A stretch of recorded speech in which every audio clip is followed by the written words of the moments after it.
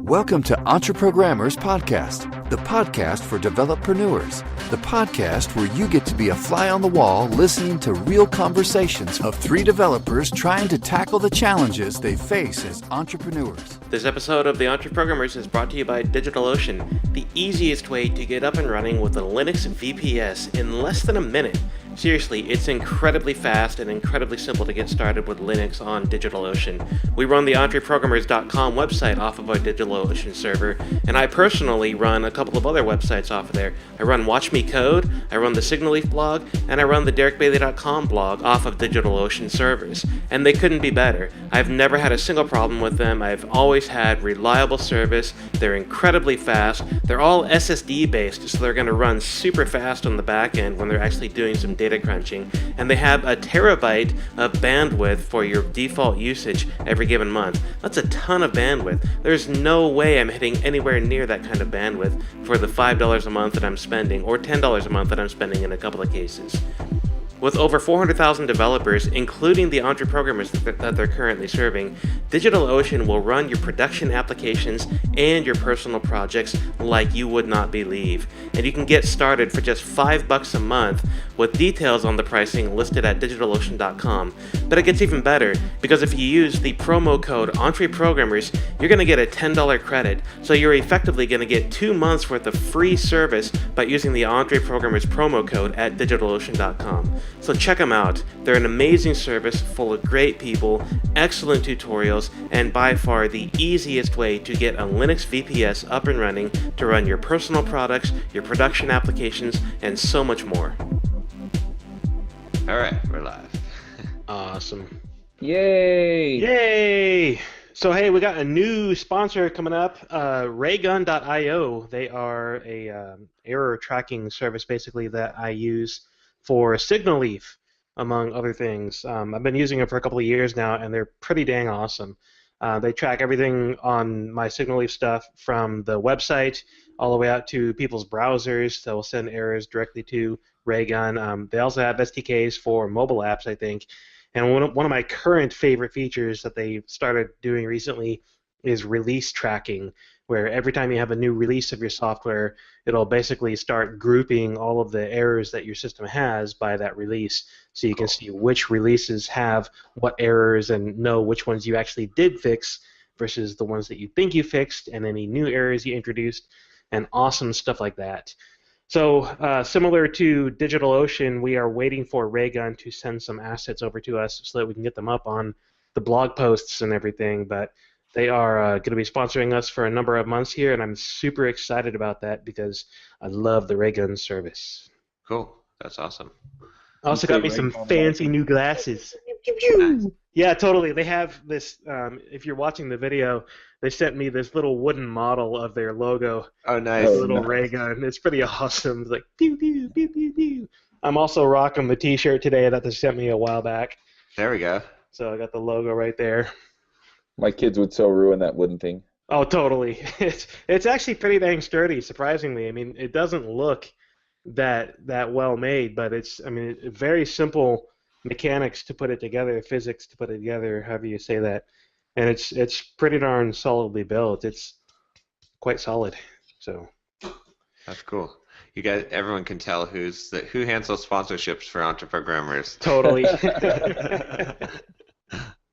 Send your swag to Derick. Yes. He accepts bribes. I do accept sponsorship. bribes. Yep. I am all about that. And I got me some fancy new glasses too, so my eyes are finally going to stop hurting.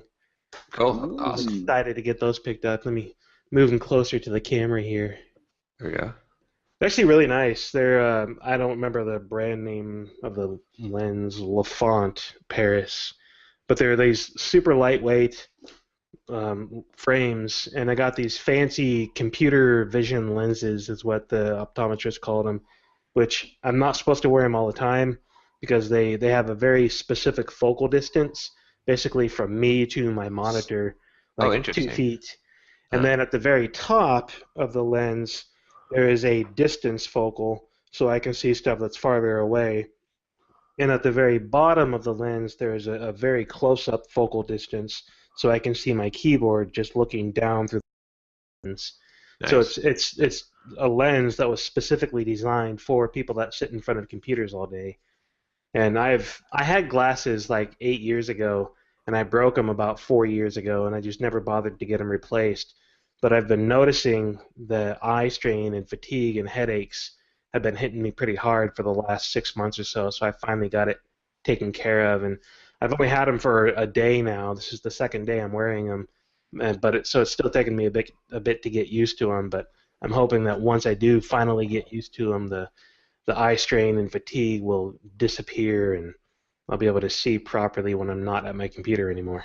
Are you telling me that you need glasses and you've gone around for like 3 or 4 years without glasses? Pretty much, yeah. Like in a blurry world where you Well, can't no, see, see, you didn't know here's that the trees thing. had leaves? Here's the thing. I technically have 20/20 vision, but I'm farsighted. So when I sit down in front of a computer, okay. my eyes have to strain in order to focus in on the computer distance. And so I've always had my monitor pushed back really far in order to help adjust for that. Oh, that's interesting. But even at that, my eyes would lock in at that focal distance, and then when I get up to go somewhere else, they wouldn't be able to unfocus from that distance. So then things would get blurry. It would take half an hour, sometimes an hour, for my eyes to adjust back down to normal to where I could see things in the distance. So it's not that I absolutely have to have glasses. I don't wear these glasses except when I'm sitting in front of a computer. I see. It's just that you're like an old in front of man. the computer, yeah. Yeah. I was going to These are say, guys, actually we're my getting favorite old. glasses. I'm a 36-year-old old guy. There you go. That's the truth of it. I've been sitting in front of computers for more than 20 years. For 25 years, I've been sitting myself in front of a computer every day. 36, man, that is I'm old. ancient. What are you, like 50? Yeah, I'm like 35. I'm not 35 yet. I'm the youngest. I thought Josh was the young one. Oh yeah, I guess Josh is probably younger. He's probably like 33, right? Yeah. He's got that baby face. Right. He's the Jesus age. So there's a doctor that I take my kids to on the weekends, a local weekend clinic, and this one doctor constantly remarks at how I'm too young to have kids that old, and I'm like, I'm 36, man. I'm not that young. I'm 36. They're only 25 and 23. Yeah. They're only in their late teens. What? I remember when I was in Santa Monica, I had this friend, me and my, had a couple of buddies there, and we had this one friend from our acting class that was 30, and we were like 20, right? Right. Like 20, and we're like, man, that dude is just so old. He's so, like, we used to just drag on him because he was 30, like 30 was an old man, right? And now I'm like, shit, I'm 34. I'm like older than he was. Oh gosh, I'm the old man. Yeah, I worked at Burger King for about 2 years when I was in high school, and I was, I think, 16 or 17 at the time, and the store manager was 23, and I thought he was old. He's like, oh wow, he's 23, he's manager of the store, wow, that kind of respect for the older person running the store. And now I think, geez, he was only 23 and he was running the store? It's insane. I would never trust a 23-year-old to run the store. Yeah. But at the same time, when I was 23, I was actually managing all of the public-facing websites for a $300 million corporation. So, wow. Responsibility is interesting. Now we've insulted all of our audience from old to young, so we're exactly. We should hit some demographics We're here. Yeah, let's get females and genders and Just insult everybody. I hate all of you. You're all a bunch of sexual preference. What else can we hit? Exactly. Yeah, let's get to religion, Willie. Yeah. Well, my youngest sister is 16 and a half years younger than I am. And wow. She looks at me all the time like, you are so old. Like, we will talk about things and we're different generations. It's just right. Yeah. It's crazy. Yep. And I had a friend in Dallas who, I think he was like 20 or 21 years younger than his oldest brother. So when he was born, his older brother had already moved out of the house, so he never even grew up with the guy. It's pretty insane. So what's going on, guys? How's your guys' week? Oh, nothing. Nothing happened this week. Not at all. Go, Chuck. Tell us about the awesomeness of New Media Expo. Actually, between the two, MicroComp was actually the better conference. Really? Oh yeah. It was awesome. Just tons of stuff. I'm still writing down to-dos. Yeah, Nice. same here. Yep. New Media Expo was pretty good for meeting people and stuff like that. And I've got some good ideas about blogging and stuff. I actually went to more blogging sessions than podcasting sessions. Oh, nice. Even though I'm friends with most of the people who were giving the podcasting sessions, but yeah, there was really only one session in blogging that was worth going to that I went to though. So anyway, but I got to meet a whole bunch of new people and stuff like that, and they did it with the NAB show, which is the National Association of Broadcasters. Mm-hmm. So of course I go wander through the expo hall and I'm like, this is really kind of dumb. And somebody goes, they have quad-copters in the South Hall, so I went down there. That was fun. That's and cool. Giant cages that they were flying them around in so that they wouldn't hit people watching. Right. Yeah, I heard you got one of those and landed it on the White House lawn. Is that true? That was Chuck. Oh, jeez. I will admit to nothing.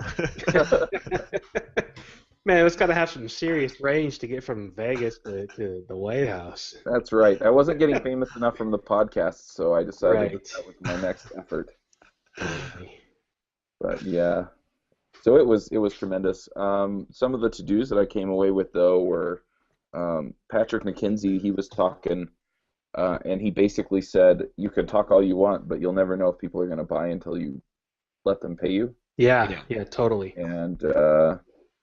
And so it went into my notes. I mean, I was sitting in there for like 10 minutes, and I got my first to-do. Right. And it was, okay, I got to get a page up so people can pay for DevBox Club. I can figure out the details later, but I need to start getting money now. Yes. So, And you'll be surprised at how motivating that money is. I did that with my Backbone ebook a couple years ago. I got tired of not working on it, so I put the 5 chapters that I had up for sale. Yeah. And when people started paying me, I'm like, oh, crap. I better finish this. But I actually started working on it again and eventually finished it. That getting money, that's incredibly motivating when you have that fear of people hating you for stealing their money.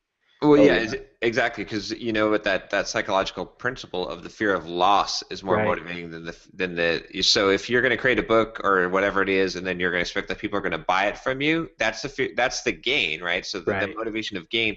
But if people have already paid you, and if you don't complete the book, you're going to have to give them their money back, which is now your money. Right? Loss of money, loss of reputation, loss of opportunity in the future. There's a whole lot of loss associated with not following through when somebody has paid you. Yeah, I'm pretty motivated to work on Rails clips too for that reason. So yeah, good stuff. Yeah, gotta get that done. It's pretty funny though because I thought, oh well, I might have a little time to record videos. Oh, when you're at the conferences? I know. I was like, I'll be able to answer emails. I'm just sweating it now because there's 300 emails I got to answer.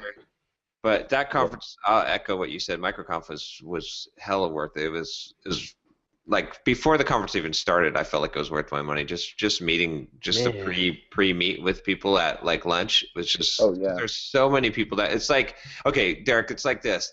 EntreProgrammers, 220 of them. Oh man. Yeah, exactly. Yeah. And it's in person too, so. Yeah. I don't know why that makes a difference, but it makes a difference. Yeah, no, it really does make a difference. I totally understand that. I need to go next year. That's got to be a priority for me. Yeah. Got to start saving the money, and I can use it as an excuse to if they're doing it in Vegas again, I can use it as an excuse to see my cousin and her family. So that'll be good. Yeah, the other big takeaway I got was that. So I thought, oh, I'm doing good because I have these mailing lists where people can sign up to get the episodes for the podcasts, and so I'm doing email marketing now. Yeah, I found out that was kind of a cop out. It's the first step, though. It is. You started something. But I was talking to Brennan Dunn, and he looked at me and he said, he's like, no, he's like, you need to get a list of people that want to buy stuff from you and aggressively fill it. And I was like, okay, so how the heck do I do that? And he looks at me and he goes, well, you need some kind of lead magnet, something that people are just going to go crazy to get. Yeah. And then you just build the list and you get people on the list. He's like, you can have several funnels in. Yeah. And then he just throws one out that I'd been thinking about for quite a while, so I'm probably going to do it. But he's like, why don't you put up a guide to how to deploy apps? And I'm just sitting there going, duh. Yeah. So I'm going to put together like a short guide to using Capistrano to deploy apps. Nice. And I'm going to put information in there on how to deploy Rails apps and how to deploy Express JS apps with Capistrano. I know some people are like, it's not JavaScript. Well, then they can use something else. Yeah, seriously. Who cares if it's not JavaScript? It's a great tool. Yeah. Well, and I went and looked, and I couldn't find anything else like it for JavaScript. So. Yeah, no, you won't. I mean, you can get into Chef and Puppet and other stuff like that, but again, it's not JavaScript. It's their system. Yeah, and so the idea is I'll put that together, and I'll get those folks on the list, and then I think my first book is going to be the complete deployment guide for web apps, and it'll just walk through all that stuff. So I'm either going to do Puppet or Chef, and not like in depth, but just enough so that you can understand how to put together a recipe for your theme. Right. And it'll include recipes for your basic Rails app with common plugins, and the same thing for Express. Right. And then just stuff like that. And so then you can say, okay, well, I need a new app up, and so it gives you examples. Okay, so I'm going to run this Puppet recipe or Chef, cookbook, and it's gonna set up the server, and then I'll run Capistrano, or I'll have Chef run Capistrano, and it'll deploy the app. And then as part of the recipe, it goes and it pings the load balancer and tells the load balancer that there's a new server in the mix. Nice. And so just kind of give people an idea.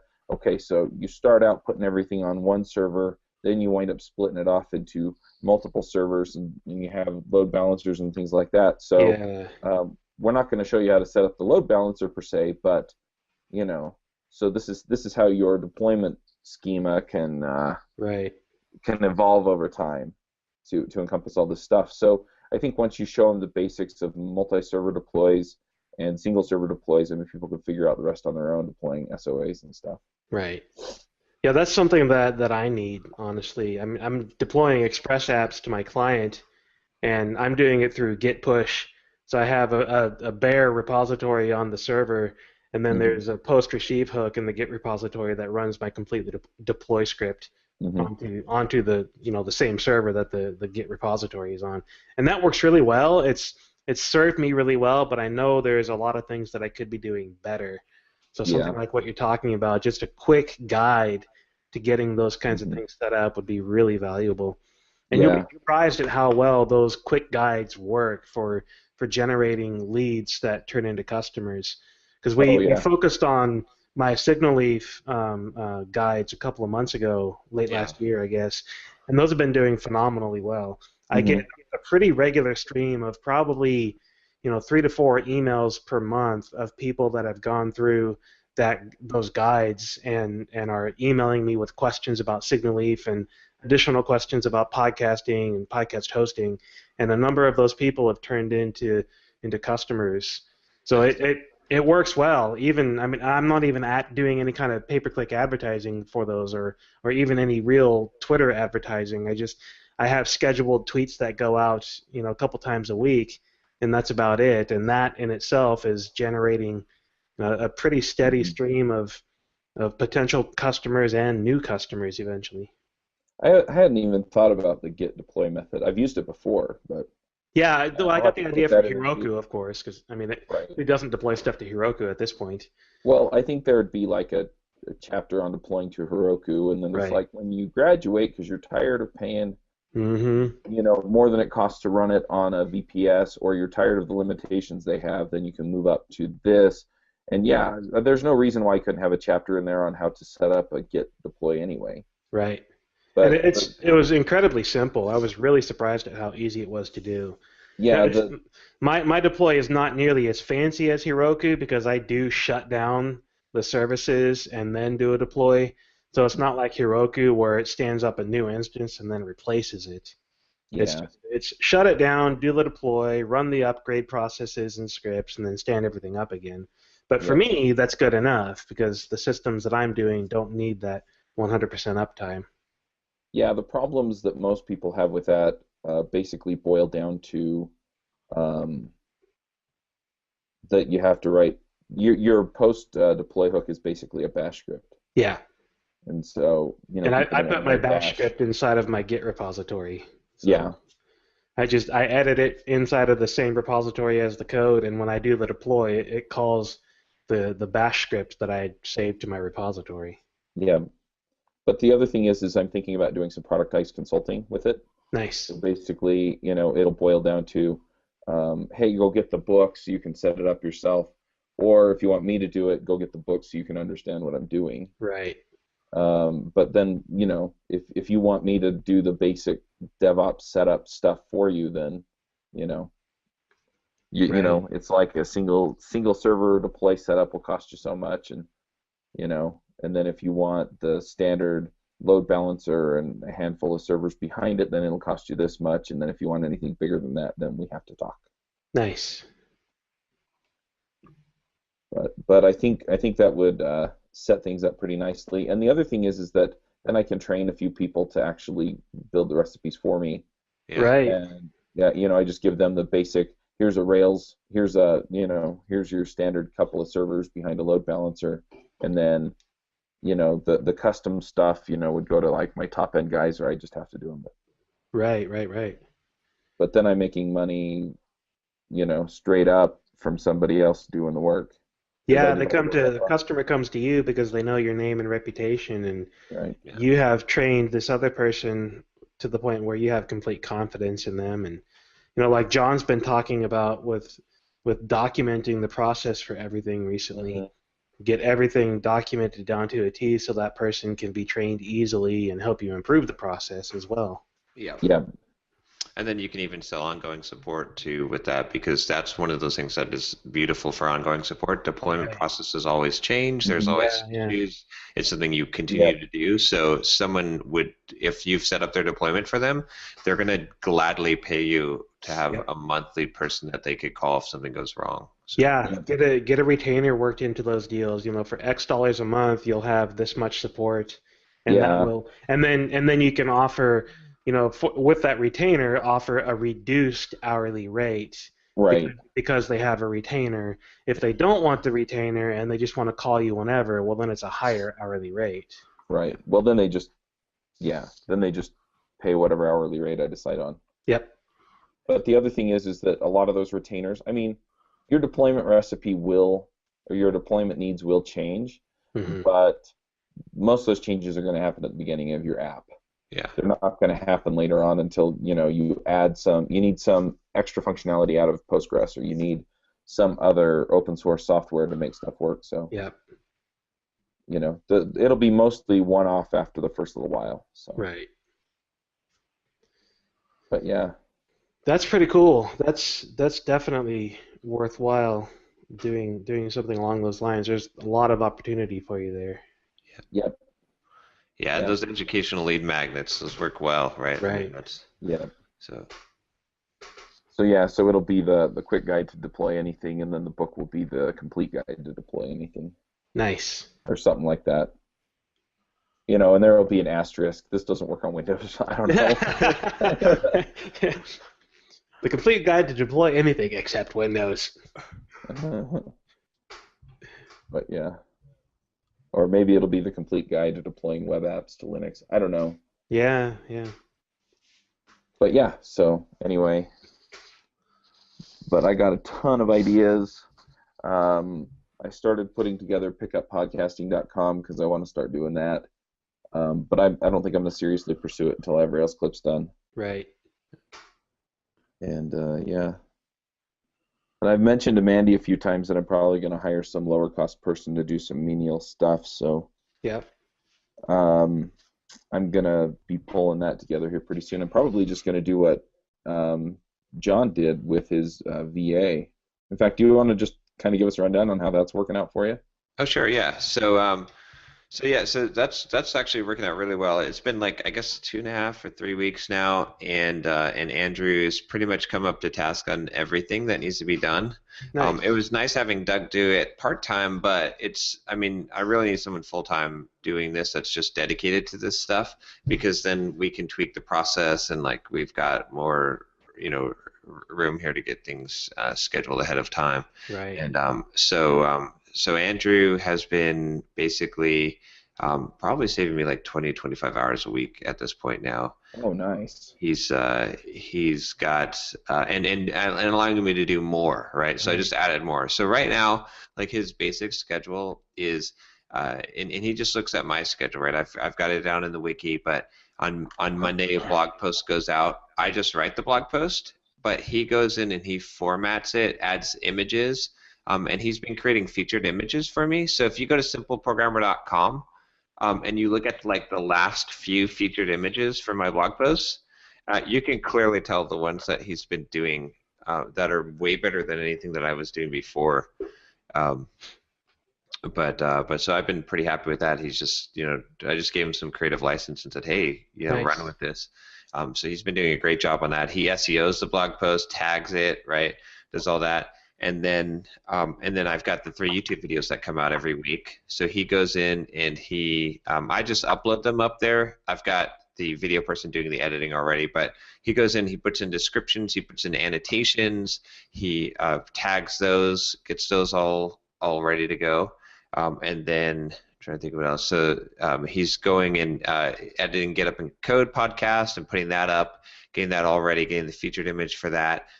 And then recently, I just had him. I was doing transcription before on my YouTube videos and Get Up and Code podcast, but I stopped because it wasn't too expensive, but it was too much of a headache for me, because I had to go and contact the transcriptionist and get the transcription and put them in the things. So I told Andrew, I was like, hey, go and here's the person I was using before. Tell them I'll pay them, $30 a month. $30 a week to do the YouTube videos and the podcast, see if they'll do that, and if so, coordinate a process with them. And so he did that, and he's got like all my stuff now. If you look at any of my latest, like on my latest blog posts on the Why Your $1 Million Idea is Worthless, it's fully transcribed in there. It's fully transcribed on YouTube as well, and then Get Up and Code is fully transcribed for this week.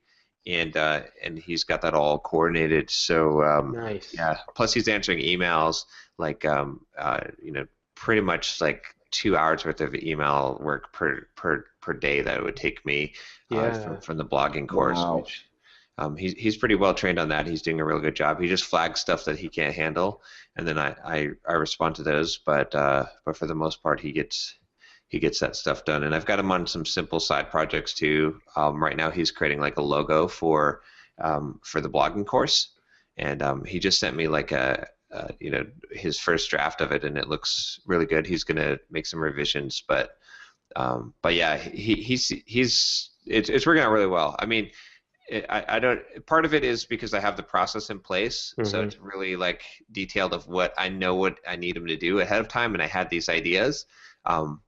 And part of it is just because he's a really good hire. Honestly, like he's just he's eager to get this stuff done and to do a good job. But then I've got more stuff for him too. Like I'm going to be able to create a simple programmer podcast. And what I'm going to do is I'm going to do just like Pat Flynn does with his Ask Pat, because I'm just going to take the YouTube videos that I'm doing right now, because I'm doing those 3 times a week, and I'm going to have 3 episodes of Simple Programmer Podcast every week. It's just going to be the audio portion of the YouTube videos, which will nice. There's no reason why it needs to be visual. Right. So I might as well have that extra podcast. And the only thing that's been stopping me is just the time and effort. But if he's already producing podcasts for me, already handling the YouTube videos, like it's not going to be much more effort for him to be able to do this as well. And that's going to give me a total new content channel. So yeah, so I'm pretty happy. Like if I should have done this a long time ago. Like I was getting ready to like just quit, because I was like, man, I just like all that stuff he's doing, right? That's what I was doing every week, plus creating the new content and trying to do other stuff. And I'm like, I'm just being buried with all this stuff. sometimes success, hurts you, right? It's like, and it's because I needed to hire someone like full-time, not just part-time, just needed a full-time person doing this. And the fact that he's in the Philippines, that I can, the pay difference, it makes it, I felt like I couldn't afford someone full-time in the US, but right. not only can I afford him, but I'm paying him very high for someone in the Philippines. So he's very excited about that. So nice. Cool. That's pretty awesome. So yeah, so I highly recommend it. Definitely something I think you should do, Chuck. I think you'd get a lot of value. Just come up with ahead of time, exactly what this person is going to do, like so that you have, at least like 20 hours of the 40 hours kind of scheduled for the week already, right. and then and detail out the steps. But yeah. By the way, can I ask you what your production schedule is for your blog? When do you write your blog posts? When do you record the videos? When do you, that kind of stuff? I'm just trying to figure out what that's going to look like for me, because I want to get back into blogging and I want to start putting up more video content. So for me right now, what it is I need to fix this a little bit, because I'm doing it every week, but instead of having a buffer. But essentially, a new blog post goes out every Monday, like a regular 2,000 to 3,000 word blog post. So I have that done before Monday, and then every Thursday a blog post comes out that is the highest. Before it was just a high quality YouTube video, but now that I'm doing 3 YouTube videos that are high quality, it'll be the YouTube video that had the most views in the last week. And then it just comes out as a blog post, which is transcribed on the page. I may actually start releasing all 3 blog posts videos to the blog, but I didn't want the blog to become all videos, or 75% video. Right. So I am thinking about hiring some people to do some content on Simple Programmer to write blog posts. And if I can do that, then the balance will be right. So it'll be 50-50 again. So I might start upping Simple Programmers posts to I write 1 blog post every week and 2 other people write blog posts as a start. But as for now, it's 1 blog post on Monday, 1 on Thursday, which is a video, and then 3 YouTube videos come out every week. Those YouTube videos I shoot now in bulk. So I'm shooting the 26 videos in one session. And then those are being edited, so I don't have to worry about that. I guess I am buffering that, right? I don't have to do that every week. And then, of course, the podcast, and then the newsletter, which, the newsletter, I'm probably going to start putting it into an autoresponder sequence instead of doing the weekly newsletter. I just got to figure out the logistics of that, but yeah, cool. That's pretty much it. I'm still impressed with your 26 episodes at a time for recording videos. That's insane. I've recorded 5 very short screencasts yesterday and today, 3 yesterday, 2 this morning, and that was draining in itself. But I'm doing video and typing and stuff, but still, I can't imagine doing 26 videos in a day. It's just, it's funny because when the videographers came over, they're like, yeah, you'll probably get 6 done, but we'll shoot for 10. But 26 episodes later. Yeah, I told him, I will just, I've got all my topics, and we'll just single take. I won't even say, retake. We're just gonna go, and that's how I shoot the video. Is I just. It's funny. All my YouTube videos are just single take. And barely any edit, if there's any. Every once in a while there might be a small edit, but it's just. And when you shoot that way, you can just go and go and go, and as long as you can keep talking, you can get them all done. I mean, I've thought about these topics a little bit ahead of time. Right. And things. So I've got, but also just because I've been doing it so much, I've gotten good at it and used to it. Yeah. And just spending, it helped definitely doing 200 hours of Pluralsight videos or whatever it was. So, but yeah, I think the screencasts are a little bit different in the sense that, for me anyway, they take a little bit more prep, and then if I realize that I've missed a step, right, depending on what it is, sometimes I can kind of gloss over it. I can go figure out what I did wrong and then cut it out, but not always. And so sometimes you have to go back and you have to re-record what led up to it and blah blah blah blah, and Yeah, I'm starting to take the approach of just letting people see my mistake. And I'm getting a lot of really good feedback on that. Like if I completely miss a step, sometimes I will go back and redo things if it was something that was just something incredibly important that I really shouldn't have missed because I'm being dumb. But most of the time these days, like even this morning, I had a major mistake in the code that I had written, and it was a dumb mistake, but instead of editing it out and fixing it, I just said, look, this has me stumped. I'm not sure what's going on. Oh, there it is. I forgot that. Right. Well, here's why you need that, and this is why it caused that problem, and move on. And I've done that a number of times recently, and I'm getting tremendously positive feedback about that. As people are constantly saying, I love seeing the mistakes that you're making. Exactly. Thank you for not editing all of them out, because I ran into this exact problem, and your video helped me solve it. Yeah. Yeah. Go ahead. I got the same feedback when I did that with Teach Me to Code. Yeah. But sometimes it's just something really dumb, and I don't want to waste people's time with it. Yeah. If it's something unrelated but important to make it work, then. But it's one of those judgment calls. Yeah. Oh, I leave typos in there all the time. I go run code. Oh, I got another typo. Let me go fix that. There we go. I mean, I don't worry about editing those out. Yeah. Yeah, I do the same thing when I can with Pluralsight videos. Sometimes they're like, this doesn't look professional. Like, I'm like, but it's real life. Yeah, and that's the thing is like people are gonna like you a lot better. Like you can try and pretend something to be something you're not. I mean, that's why a lot of people like this show, right? It's like because it's just we're not putting on any fronts, so we're just being honest. And like some of the things we say are stupid, but that's fine, right? Like it's fine, you know. But that's how it is. It's like if you're genuine, you know, that's it, the important thing. Like, and you don't want to waste someone's time, right? Obviously, like if you make mistakes that are going to not be of any value to someone, and it's just you're just being lazy, that's why you didn't take that out. Then that's another thing. But if you can keep going and it doesn't take up a lot of their time and it might prove useful, it's better to produce the more content, right? It's not like you're putting on a production show, like creating a piece of artwork. You're trying to educate someone, and if you spend the time to like, I mean, if you wanted to make every single screencast you did artwork, right? It might take you 5 times as much time to do that, but it doesn't increase the value by a lot more. So I would rather, you know, like and I've always said this, like, you know, if you look at my Pluralsight videos, they're not the highest quality, you know, but they're pretty dang good because of the jar thing, right? Because I've produced many of them. But the thing is, like, I'd rather produce 10 videos and 10 courses and give you much more content and like than produce one really beautiful thing, because you know the point is not to create art, it's to educate. So. Yeah, there's a publisher that I've been talking with recently who've been wanting to get into screencasts, and they ran into that exact problem. They spent like $50,000 trying to produce one series of videos for a subject, and they spent that much money because they kept trying to make it perfect. They kept trying to increase the production value and the quality, and it just got out of hand to the point where they were just throwing their hands in the air saying, we can't do this, it's too expensive.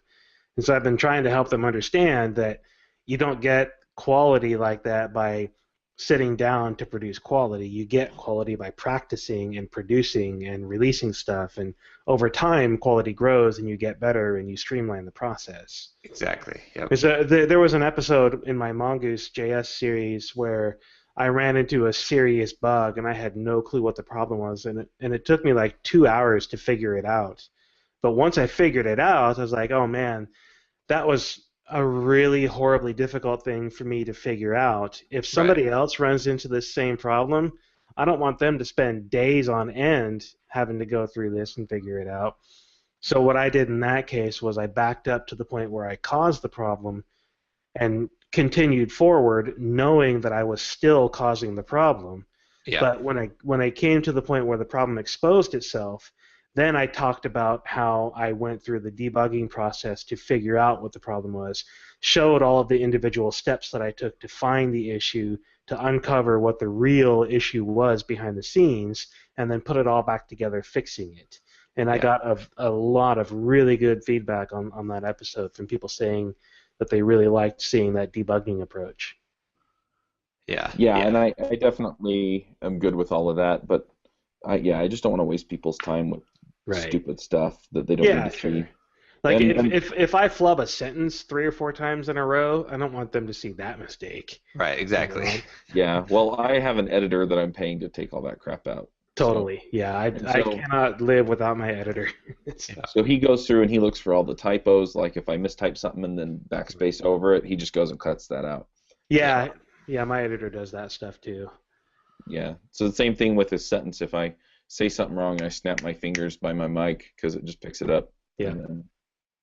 So I get a lot of that taken out, and I have said, okay, from this point in the video to now, cut that too. Yeah. Yeah, learning to talk to my editor was a challenge because, when I was editing my own videos, it was I could remember exactly what I meant to do and I could go edit it myself. Yeah. But when I started using my editor, he kept bugging me, talk to yourself, talk to me. Exactly. And tell me what's going on, what you were thinking, because I can't read your mind. I'm like, oh, right. Yeah, okay. And so I'm learning to talk to, I'm still dealing with this, learning to talk to him and say, okay, I need to go back here and redo this. He's good enough at this point with my style of mistakes that he knows what to take out like 80% of the time probably. So, but there is still probably 20% of the mistakes that I make where I need to say, okay, Scott, edit point here, go back to this, and make it do that. Exactly. Yeah, it's amazing. It's like you've got this God power, like right. Just like all of a sudden you can just like say things, and then they like forget that you have this power. Like editors, like in this podcast, we can tell Eric, like, hey, cut this part out, and he was like, hey, insert a picture of me that looks all muscly. Right. Oh man! So I have my coworker, a good friend at my client. He and his wife were driving somewhere with their kids recently, and they have an in-car navigation where it's voice activated. So he clicks the voice activation button and says, "I need diesel fuel in between here and our destination," and the system goes and figures out where diesel fuel is, and a little bit later it says, "I need to change our destination to this place." So it figures out what the changes are in the directions and everything. And then like about 20 minutes after doing all these things, his daughter from the back seat starts yelling, "Cupcakes! Cupcakes! I want cupcakes! Give me cupcakes!" And they're going, "Well, sorry, sweetie, we don't have cupcakes." No, I want cupcakes. We don't have cupcakes. No, tell the lady I want cupcakes. Nice. What are you talking about? No, the lady and the screen. Tell her I want cupcakes. Like, oh, you think you can just tell the computer you want something and it'll go find it for you? Because why not? We asked for diesel fuel and we asked to change directions to where we were going. Yeah, that's funny. That's awesome. We totally have that godlike power to just say, yeah. Hey, go edit this point out and make it transition like this. And sadly, we can't just yell for cupcakes at the navigation system. Yeah. Well, now in one of my Rails Clips videos, I'm going to say, on EntreProgrammers, they say I had godlike power. Lightning needs to strike right here. There you go. Oh, it was actually surprising too at MicroComp how many people had listened to EntreProgrammers. Really? Oh yeah, I ran That's into pretty awesome. People that like are watching this podcast. So nice. Yeah, there were a bunch of them. There were also a bunch of people that surprised me. They listened to one of my shows. Oh, nice. Yeah. Did you guys get to hang out with Rob Walling at all? A little bit. Or was he like crazy busy running the conference? Yes and no. He had a guy named Xander running the conference mostly. Okay. And I think part of the reason why they have like these little evening get-togethers. I wouldn't quite call them parties, but right. They have these evening get-togethers, and I think they probably do that so that they just have to show up and make sure everything's running smoothly, and then they can get to talk with everybody. Right. Yeah. And those were the best part of the conference, in my opinion. Yeah. Yeah, I got to chat with Rob for a little bit about a couple things, so that was cool. Yeah. Thanks. But he was definitely busy running around with stuff, especially. Yeah, I can imagine. We're sitting there Somebody's got a shower. Yeah.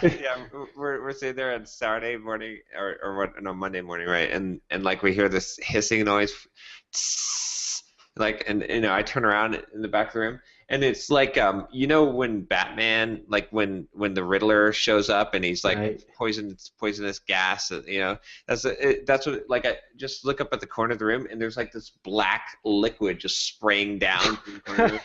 I'm like, holy crap, is this the end of the world? What's going on? Like, there's black liquid coming from the ceiling and we're in the basement of a hotel. Like, this is just weird.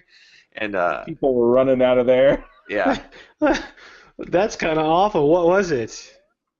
They say it was water, but like it smelled like oil to me. So. Oh, man. Yeah, they said it was the fire suppression system, and I guess they don't bleed those off periodically, so the water had been sitting in there for like 50 years. Jeez. And it smelled foul. That's nasty. Bad. Maybe they put some kind of fire retardant in. Yeah, they may have. Like oil-based. There you go. Yeah. Put some oil in a fire. That'll be great. It depends on the kind of oil. Well, yeah, true. Yeah. But yeah, they handled that pretty well though, because they had us right back up at like after lunch to the new place. Yeah. So we moved around from room to room like every day. It was pretty funny. So before lunch we were in one room, after lunch we were in another room, and then the next day we were in another room again. Nice. But it was a terrific conference. Yeah. Yeah, sounds like it. I gotta make that a priority next year. Yeah, just meeting so many people was awesome. Yeah. I got to spend some time talking to Nathan Barry, which was nice. Cool. I'm jealous. I didn't see him. Yeah, he was kind of like hiding, or I spotted him out. I didn't get to talk to Joanna. I wanted to talk to her, but. I talked to Joanna for a long time. Oh, I would love to talk to her about all the... I got dinner with her and a bunch of other folks on Tuesday. It's pretty cool. Like people like Hitan Shah? Is that how Hitan Shah? Yeah. Shah, who is like Neil Patel's business partner, right? Right. They did Kissmetrics and Crazy Egg together, and he basically was like. He gave a talk, and I mean, this is a guy that's like making hundreds, not hundreds, probably tens of millions of dollars, right? Like, just like, I mean, super, super successful, right? Their businesses. I mean, if you've seen Neil Patel stuff, you know that they're making tons of money, right? So they're super successful. But he was like, he gave a talk, and he was like, gave his personal email address, and he's like, if any of you have any questions or anything, like, like we have complete access to him. Wow. Because he likes the conference so much, right. That's pretty dang awesome, and multiple speakers did that. So wow. Well, he was like, he's like, I don't answer emails for just anyone, but if you tell me you were at this conference and you heard my talk, it was just I'm just sitting there going, wow. Nice. Yeah. So it's cool. And Rob Walling tried to talk me out of going after feed wrench hardcore. Really? Yeah. Why?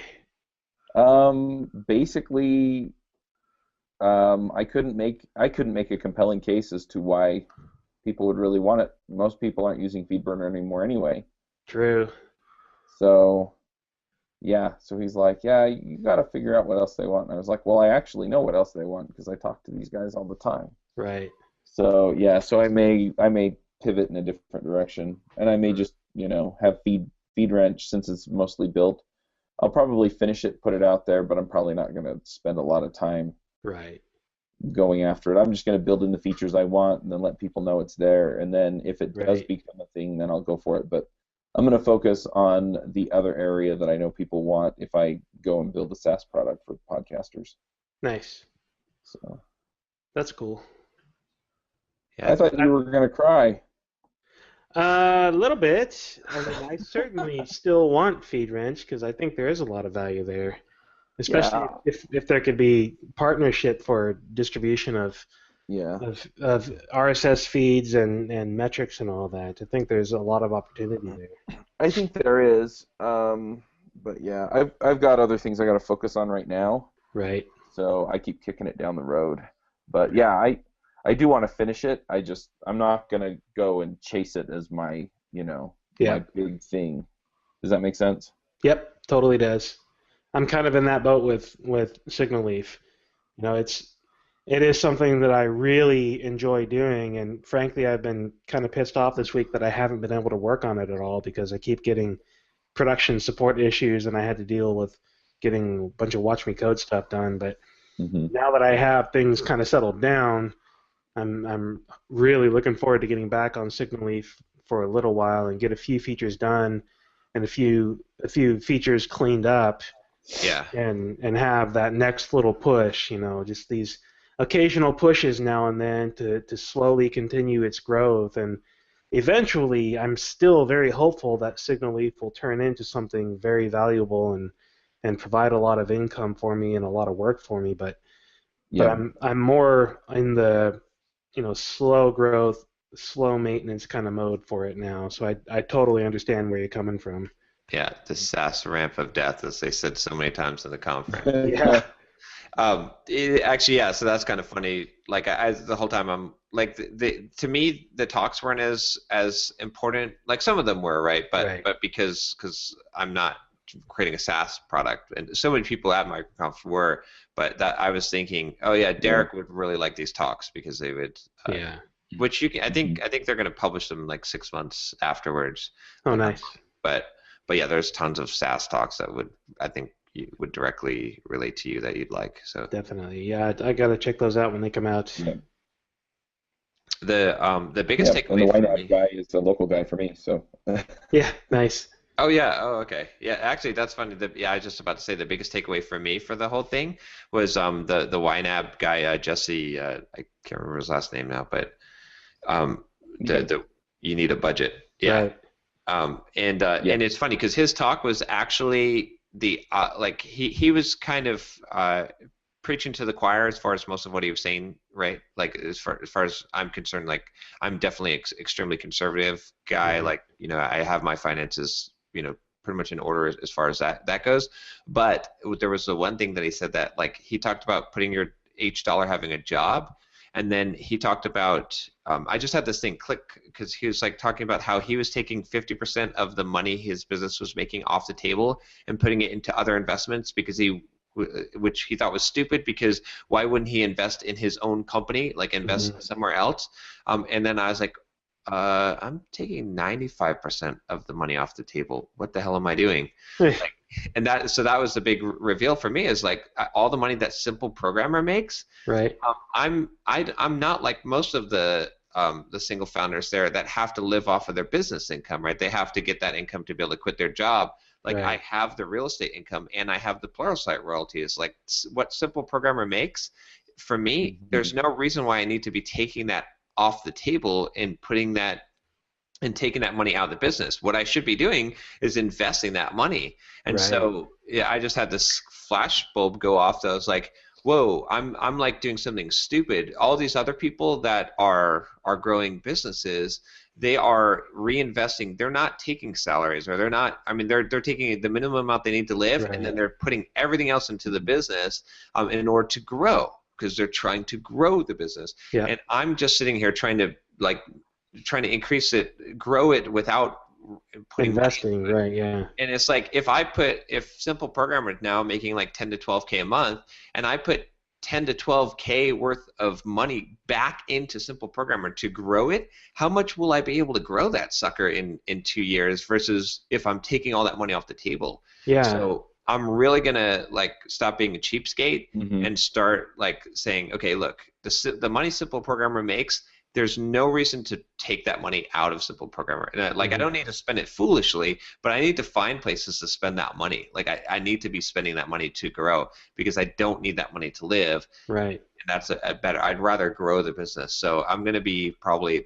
I already started taking some of those steps by finally hiring someone full time, but I'm probably going to be hiring out possibly more people to do stuff for me, more paid services, and I'm going to probably invest in more advertising in other areas because I should be able to spend that money, and if I spend that money wisely, that's going to be that's going to be a huge difference. So right. Yeah, the impression I got was that he looked at where he was investing and he basically saw that he was making maybe 10% per year or something like that. And he could invest in his business and make double that at least. Yeah. And because his business was growing faster than that. And that's the thing. That's the payoff, right? I have a better lever that I own than the levers that are out there. I mean, if it was bringing in steady money, but investing 10 grand would only make you 5 grand back, then yeah, go invest it somewhere else. But I think Simple Programmer has that potential to grow, and so yeah, that's where you get the payoff. The other thing that he said that really got me thinking was spend last month's money this next month. Yeah. In other words, don't spend $1 that's newer than 30 days. Mind blown there. I was like, holy cow. Because all the implications were like problem. And if I do have a cash flow problem, then it's like, okay, well now I have to be disciplined so that I can make more money this month to pay for next month. Right. Yeah. That I kind of scaled that out to apply that to everything, right? It's like it's not just money. You should publish last month's blog post. Like you should publish so that you have a buffer and everything. Because he was like using psychology to make it to call a buffer something else to make it like more accessible to people. But really, it's having a buffer, and that's the key. Yeah. Hey, Josh. Hey guys, how's it going? Can you hear me? Well, okay? And the thing is, there's no reason why. Hey, Josh. Hey. Yeah. There's no reason why you be responsive and timely in your stuff. So I mean, for example, I'm just getting into the blogging about podcasting kind of thing, and so if I had a month's worth of stuff that I was putting out now, the podcast troll was just defeated. Yeah. Yeah. I was super excited was about validated by EFF. Yeah. And so I could, so I could jump in and say, okay, this week's, I just have to write it now. Yeah. And then everything else gets pushed up. But yeah, there's no reason why it doesn't limit you. It just gives you more options. Sorry, I didn't mean to talk over you, Josh. I wasn't saying anything worthwhile. I was just saying hi. So what's the news, Josh? What's going on? Oh, not a lot. Some big stuff happened this week. I got a new computer. Mm-hmm. New computer, yeah. Small things. Yeah. New baby. Little things. New baby.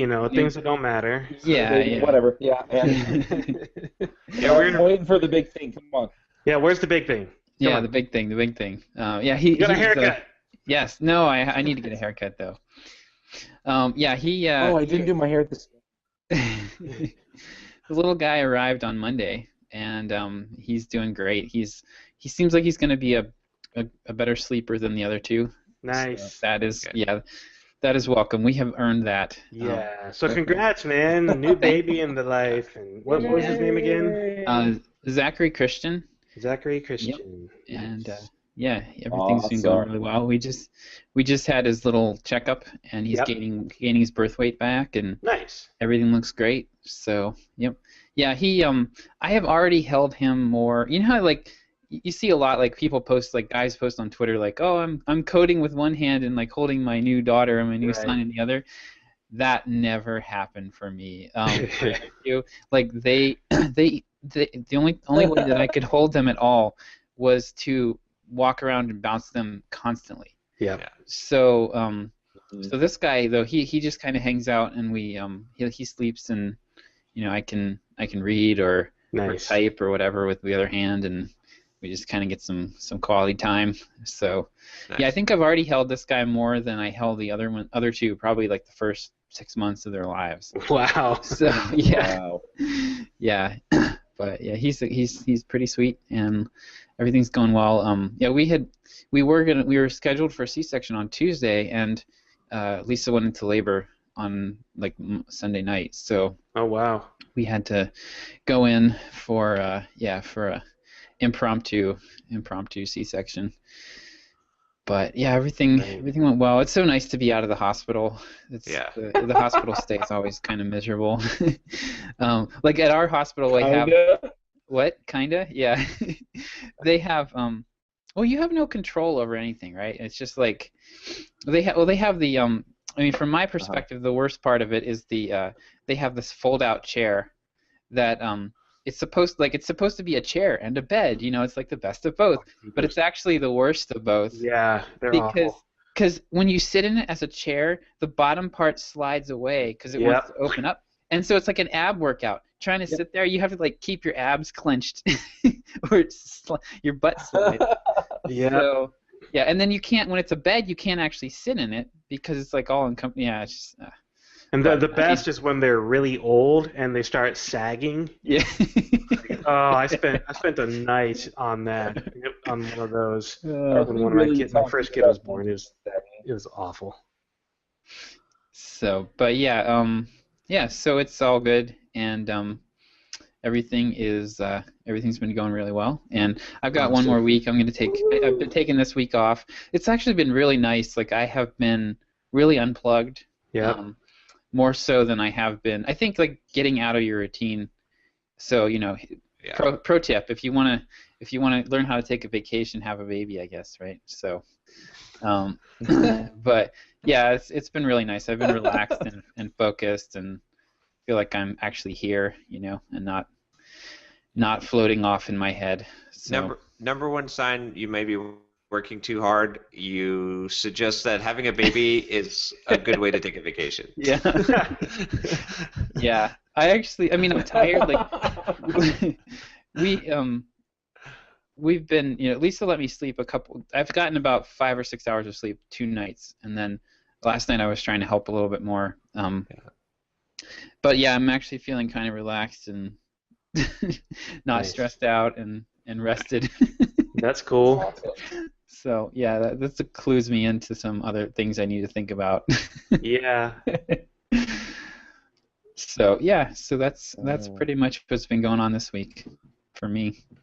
Nice. The image that you kind of painted in my head, I was sitting here thinking, why hasn't some parent like invented one-handed typing technique, right? So you have the kid in one hand and you get a special keyboard. There you go. Totally. So Chuck, what about you? Is it like my segue? What about me? Yeah, go ahead. You want me to have a baby too? Everybody's doing it, man. Yeah, seriously. I mean, so the reason we you need a vacation, dude. So we had to. Yeah. So I'm taking a retreat right. Well, the reason we moved our retreat was because my wife is pregnant and we're due right around Thanksgiving, and so I did not feel good about leaving her with a 2-week-old baby for an EntreProgrammers retreat. So right. So that's kind of the news. We hadn't told parents yet, so I was that week. Congrats. Yeah. And then my daughter, I baptized her on last Saturday. So nice. Another big family event. That was awesome. So yeah. Hey, it's my daughter's birthday today. Family stuff. There we go. Awesome. Nice. I'd like to take a moment to thank our sponsor, DigitalOcean, for helping to sponsor the EntreProgrammers to make sure that our show keeps up and running the way that you out there in our audience wants to hear it. DigitalOcean is an amazing company, quite honestly. They have an SSD-only cloud infrastructure on which you can build Linux VPS servers for as little as $5 a month. It's ridiculously cheap to get an amazingly powerful and incredibly fast server. Head over to DigitalOcean.com and you can get a Linux box running with Ubuntu or Core OS or any of a number of other different Linux variations in less than a minute. It's incredibly easy to get one of these machines up and running, and they serve more than 400,000 developers, including the EntreProgrammers, with their services every day, day in and day out. And I personally run several websites with them. We have the EntreProgrammers.com, of course, but then I also have a lot of my own websites running up there, including all of Watch Me Code, DerickBailey.com, and the Signal Leaf blog. I use DigitalOcean every day, and they're amazing. They serve all of my viewers and listeners through a terabyte of bandwidth every month for $5 a month. It's incredible how much bandwidth they give you for that much money. And it doesn't stop there either. You can go far beyond just $5 a month into some highly scalable, very advanced, and extremely powerful servers with far more bandwidth than you're ever going to need, and a lot of processing power, memory, and storage space as well. So head over to DigitalOcean.com and sign up today and get started started with a $10 credit, giving you 2 free months of service for those $5 machines that they offer. Just use the promo code EntreProgrammers and you'll get your $10 credit with DigitalOcean.com. So be sure to check them out, and be sure to say thank you for sponsoring the EntreProgrammers podcast. Rock on. So I'm taking a bit of a play out of John's book and trying to track down some people for some interviews. I haven't quite resorted to sending lumpy packages yet in the mail, but it's getting pretty close to that. There's a couple of people that I'm trying to get some introductions to, and it may turn into that. Just well, you know, I always say this, but it got reinforced at MicroComp actually by Stelly. What's his name? Stelly. He was awesome. Yeah, and he would just like follow up relentlessly. Yeah. Like just so there's two people. There's one guy who I've already been in contact with, but he's kind of sort of said no. He works for a company that has an educational product about RabbitMQ, and so he's like, no, I probably shouldn't. And so I'm trying to convince him to You do could it plug anyways. his product. Yeah, that's exactly what I said. I was like, well, hey, it's a perfect opportunity for you to talk about your company's advanced training materials, because I'm just doing really introductory stuff. Would they give you a discount or anything to? Oh, that'd be awesome.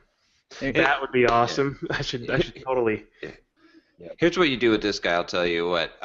Just tell him, hey, look, why don't we just record the interview, and then you can watch it, and if you don't like it or whatever, like I could just not include it. Right. But get and then him you to just make, forget.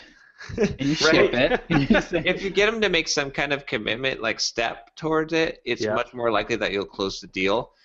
So yeah, and if he's on the fence like this, like I think that at this point it sounds like if you could just, I mean, you've got the perfect couch for this too, right? If you say, hey, can we just record it, and then we can just see, like, you don't have to commit to it yet, but let's get this recorded, like, you know what I mean? And you could just use this for your own promotional thing at some point in the future if you wanted to as well. Then once you get him taking that step, it's going to be very, very hard for him to say no after that. Yeah, that's a good idea. I think I'll follow up with that when he gets back to me, if he says no again. But I also asked him, hey, if you're not going to be able to do this, can you get me connected to somebody that can? Nice. So hopefully, you know, if he just flat out says no, he'll know somebody that he can get me connected to. And then from John, from your suggestion of the author of that book, so I reached out to my Los Techies connections, and two people from there are second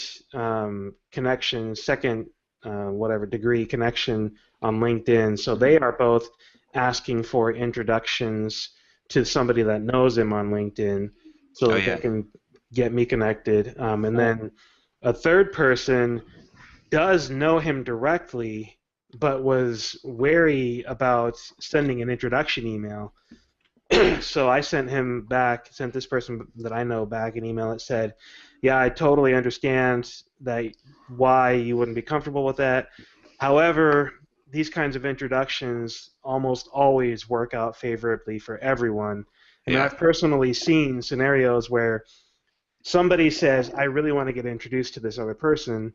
Another person that doesn't know the person that at all just walks up to him and says, hey, let me introduce you to this person over here, and talks them up really briefly.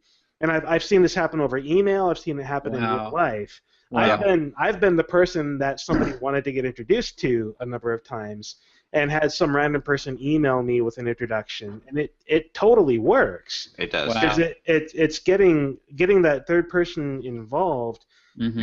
It creates an air of legitimacy about the whole thing. It's credibility. It creates credibility. Social proof. The power of agency. Right.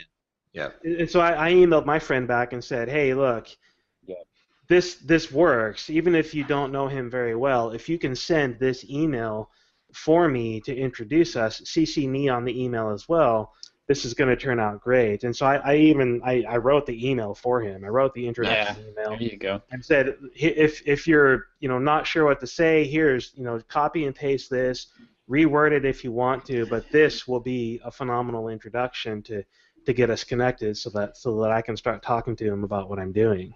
Nice. So, and You've become such an aggressive guy. I like it. I am, and there's one more person that I can talk to. Actually, one of the people that I'm already setting up an interview with, who is friends with somebody who does know this author really well. So if I can't work any other connection, I'll have this other person talk to his friend that does know the person I'm trying to connect to, and hopefully be able to, as that last resort, be able to make the connection that way. So I've got options, I've got angles, I'm working it. I'm ready and willing to send lumpy mail if I have to. Nice. Well, the thing I got from Bella's time when I thought about it, it really works on me, is he's like, just email him. I mean, email him more often than you think. Is that when people email me, even a few days after I have kind of not replied, right, most of the time it's something that I want to do or I'm interested in doing, and so it's a nice reminder. It's not actually them nagging me. Yeah, and if it's something that I really don't want to do, then eventually I'll tell them to go bug off. Right. I saw a really good tip this week. Yeah. So I said then you. Sorry, we've got a little lag, I think, Chuck. Yeah, I think Chuck's connection is pretty bad. You keep going robot voice and stuff. I saw a really cool tip for this. I should know where I am. Oh, sorry. I saw a really cool tip for this week. So if you want to follow up with somebody and not seem like you're like nagging them, one thing you can do is to just go back to your original email like a week or two later and forward it to them and say, oh, by the way, I forgot to mention, dot, right. And then just like add something. So it's not like, why haven't you replied to my email? Yeah. Or, even another email, it just kind of like nudges it back up to the top of there. Yeah, that's a good idea. I like that one. Yep. Yeah, that makes sense. It's one of the talks at MicroComp that Chuck and I were talking about was this guy, Stella. I can't remember his last name now, but I'll have to look it up. So, anyway, the guy was just awesome about, like, he has this company called Close.io, and he was just talking about following up relentlessly and how to, and it was pretty awesome. Like, okay, so I don't know, I think I've told you guys, like, I hate when people use profanity in blog posts and talks, because it's like usually just an attention-getting device, and it just comes off as crass, and I'm like, oh, look at you, because you can drop the F-bomb, great. Right. This guy dropped it all over the place, right? Just in his talk. And I was totally like, he did it. I mean, it sounds weird, but he did it appropriately. Right. He didn't use it. It was just his style. He didn't use it to like to abuse it to get attention, even though he dropped it like every other word, just because that was just his style, like his communication technique, and it made his communication more effective. Right. But the guy was awesome. Like, he just was like I thought I was tenacious with following up. But after listening to his talk, I was like, man, I am not tenacious enough. Like, I only follow up like 6 or 7 times with people a lot. Oh my jeez. Yeah, and I was like, I need to be hitting 20, just until they. He was basically like, unless they tell you to, he's like, we'll have to get Eric to beep, but unless they tell you, hey, f*** off, get the f*** out of here. Right, then I'm just gonna keep on emailing him. It's like you either say yes or So here's our magic podcasting powers again. Beep. I think it's a fair assumption though that they're busy and that's why they're not getting back to you, as opposed to that they really don't want to do it. Because if they don't want to do it, they're just going to tell you no eventually. Yeah. So if they're busy, following up is actually helpful. Totally. Yep. Yeah. So yeah, I've got I think 4 or 5 interviews lined up now for this bundle of interviews that I'm doing, which is pretty amazing in itself. And if I could get one of these 2 authors to do an interview with as well, to really be like the cap to the series, that would be pretty amazing. Both of them would be even more amazing. Yeah. I think there's a pretty good chance. I mean, those guys in particular are not like, I mean, they're famous for the book, but they don't really have super strong brands like outside of it. Right. Like, so it's not like you're trying to hit someone who's like an A-list celebrity. it's someone whose book like is well known, but I think most of those guys by name, most people wouldn't recognize the name itself, but they will recognize the book. Most people recognize the book. So just by getting one of those guys, I think it'll be easier to get one of them, but it'll still have as much power, because the way that you'll introduce them when you talk about the videos is you'll talk about the book. Right. So. Right. And in one case, the guy that has kind of been almost saying no so far, he's actually a core member of the rabbitmq team. Oh, so nice. That would be pretty phenomenal. He says he doesn't work with it in production environments anymore, but he works. He's like, man, I've seen the guide to this thing, and so I don't think I. So yeah, that's so that's been actually a big part of my week, surprisingly, is trying to coordinate all of that. It takes a lot of effort to find email addresses and get in touch with people and figure out who in my network I can contact to get interviews with, because I mean most of the people that I'm interviewing are people that I already know, which is good, but getting people following up, like you guys have been saying, has been a big part of it. Two of the people that I've got lined up, I had to follow up with them to get on their calendar, because one of them is incredibly busy with a new baby, of all things, and work, and then the other guy is just incredibly busy all the time because he's constantly going to conferences and whatnot. Yeah. And so I'm like all next week, I think starting Sunday night and through all of next week, I already have an interview every day lined up. It's pretty crazy. So how many are you targeting to have then? Like half a dozen? I wanted 6 total, but if I can do even 5, I'm going to be happy with that. And if I get more than 6, that's just going to be icing on the cake. Yeah. But I've got my video series done. I've been working pretty regularly on the ebook.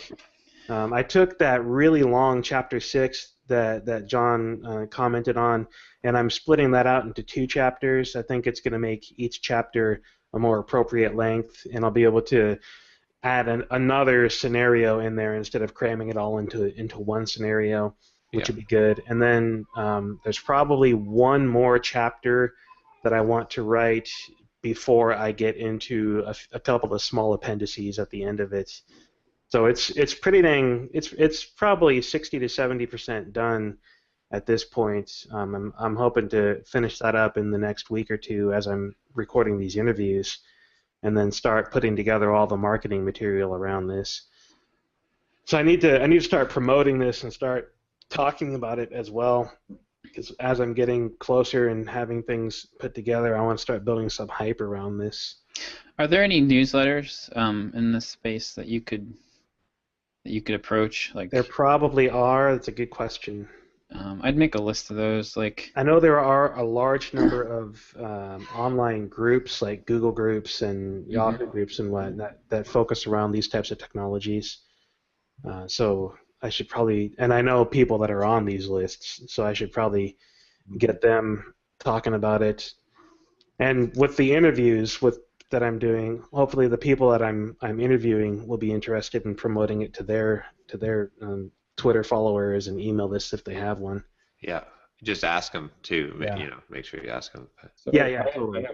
I have 2 things that I want to ask. One is have you thought about like doing like the super uber rabbitmq bundle that includes all of the books of all the people that you're interviewing, or all of their products too, so you get everything that's ever been made ever?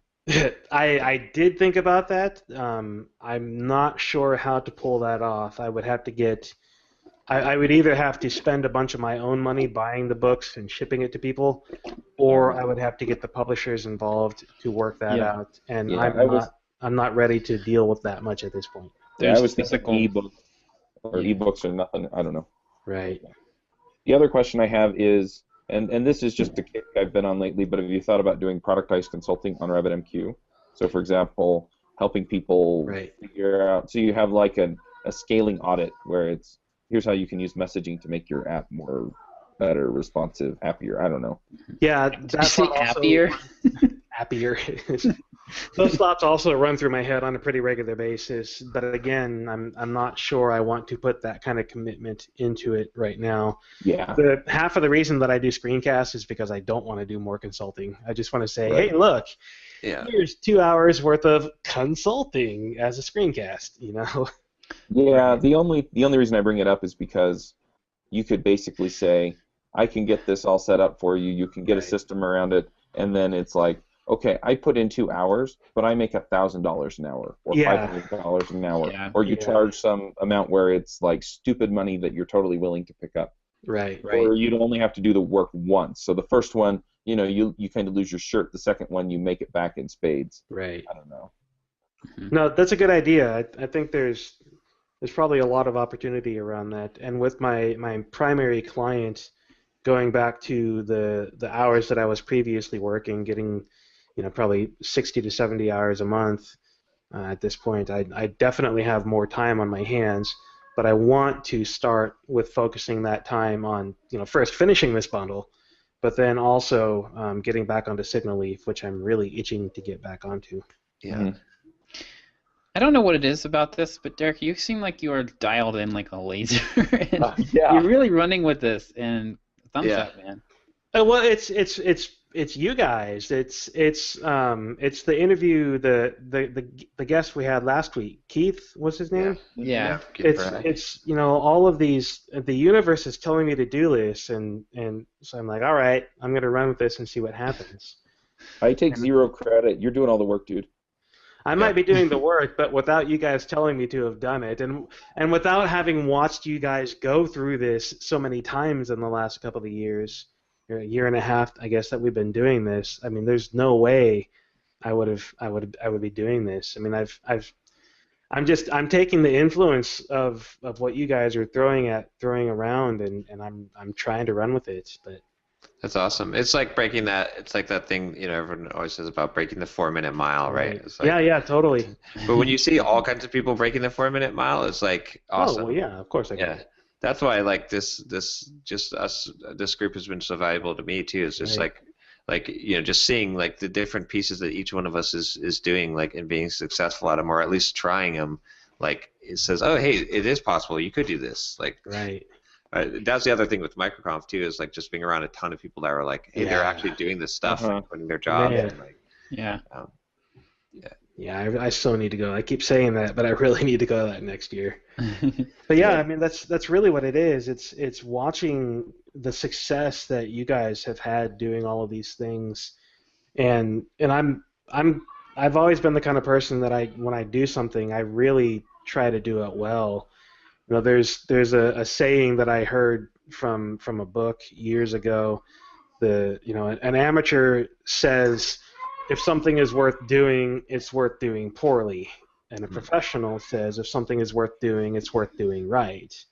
And I've always considered myself to be that professional. If something is worth doing, it's worth doing right, even if it takes a long time to get there, to learn how to do it right. I mean, with screencasting, I spent a long time producing some pretty low-quality screencasts, but I improved them every single time I recorded one. I did something better. To now, I've got these really high-quality screencasts. It was worth doing right. It just took me a long time to get there. And so I'm jumping in head first, full bore on this thing, trying to get these interviews and trying to get this bundle set up, because I've seen the success that John has with his bundles and his packages, and I've seen the success of other people talking about these bundles, and then getting Keith talking about how successful these bundles can be last week. It's like I need to do this. This is me being terrified and jumping in head first and trying to build a parachute on my way down the side of this cliff. And I sure hope it works out. And if it doesn't, okay, I've got some backups in place, and I could probably still make this a smaller success. But if it does work out, I mean, this could be my income for the year. Right. Exactly. Yeah. And I mean, either way, you'll learn, right? It's like it's either going to be like you can't really lose, because you learn. I mean, and maybe you get up to bat again, and then you do. You can't. Your next bat will be better. So, But I think there's a really good chance that you're going to do well with this. So. Yeah, and it's all these things coming together and perfect timing for me to have time to do this. My client, I don't have as many hours as I wanted available on my contract, so I need to cut back my hours. I just finished this big epic screencast series on Watch Me Code, and I'm writing an ebook about it. And let's start talking with people. And then with Watch Me Code, even I sat down terrified on Wednesday, thinking, crap, I'm out of material. I don't have anything to record after next week. It's all gone. What am I going to do? And I started thinking about the things that I could talk about and realized, you know what? Not every screencast I do has to be this epic length, mega production, home run, out of the park thing. Let's go back to some basics and record some really simple stuff that could be really valuable to some people. Yeah. So it just yesterday and today, I recorded 5 episodes that are like 5 to 10 minutes each. They're really short episodes, but they're super condensed, packed full of information about one little aspect of using arrays in JavaScript. There's iterating, there's another method of iterating, there's the newer version of iterating, there's map, and there's reduce, and there's all these tremendous features on arrays that I use every day that I've never really talked about in depth. So I'm going in depth with these features on arrays now. I've got 5 episodes recorded. I can easily record another 5 episodes in the next couple of days, and then I'll have a 10-week runway where I don't have to be panicked about Watch Me Code anymore. I can focus, and I can produce another big series and have something bigger and better and with more impact after that, while still giving myself a break so that I can work on other things. Got a title for you. Arrays, the good parts. Totally. I might actually use that. That's really good. There you go. Yeah. I love it. Because that's really what this is really showing people how to very effectively use arrays. It is all the good parts, and I've got 2 old episodes on arrays that I did a long time ago, which I think are going to be a really valuable part of the series as well. So lots of good stuff going here. Sweet. Awesome. By the way, Josh, you're a pretty well-known guy at MicroComp. Oh, really? Nice. Almost everyone had heard of your email. Nice. Your Right. Sumo thing. That's great. Your 160,000 people. I might try to go to that next year. Yeah. I was talking to David Cavity. Okay. He did the Design for Hackers book, and yeah, he was definitely familiar with you. He had a lot of pretty cool tactics for email stuff. That's awesome. That's awesome. Yeah, I'd like to go to that next year. I think I actually think that's going to be potentially a pretty good audience for me. Right. For copywriting work. It is perfect. Yeah. It's amazing. I'm continuing to be amazed at how easy it is for me to find people that want to talk to me. I'm talking to somebody. I probably shouldn't say who, but I'm talking to somebody this week on Tuesday evening that is all kind of excited about working with me. Nice. And then I've got my my mentor. He's got somebody that is in like a B2C market. They do like some kind of product for people who are underwater on their homes. Nice. And he's gonna be I'll be talking to them next week. So yeah, things are definitely heating up for me. And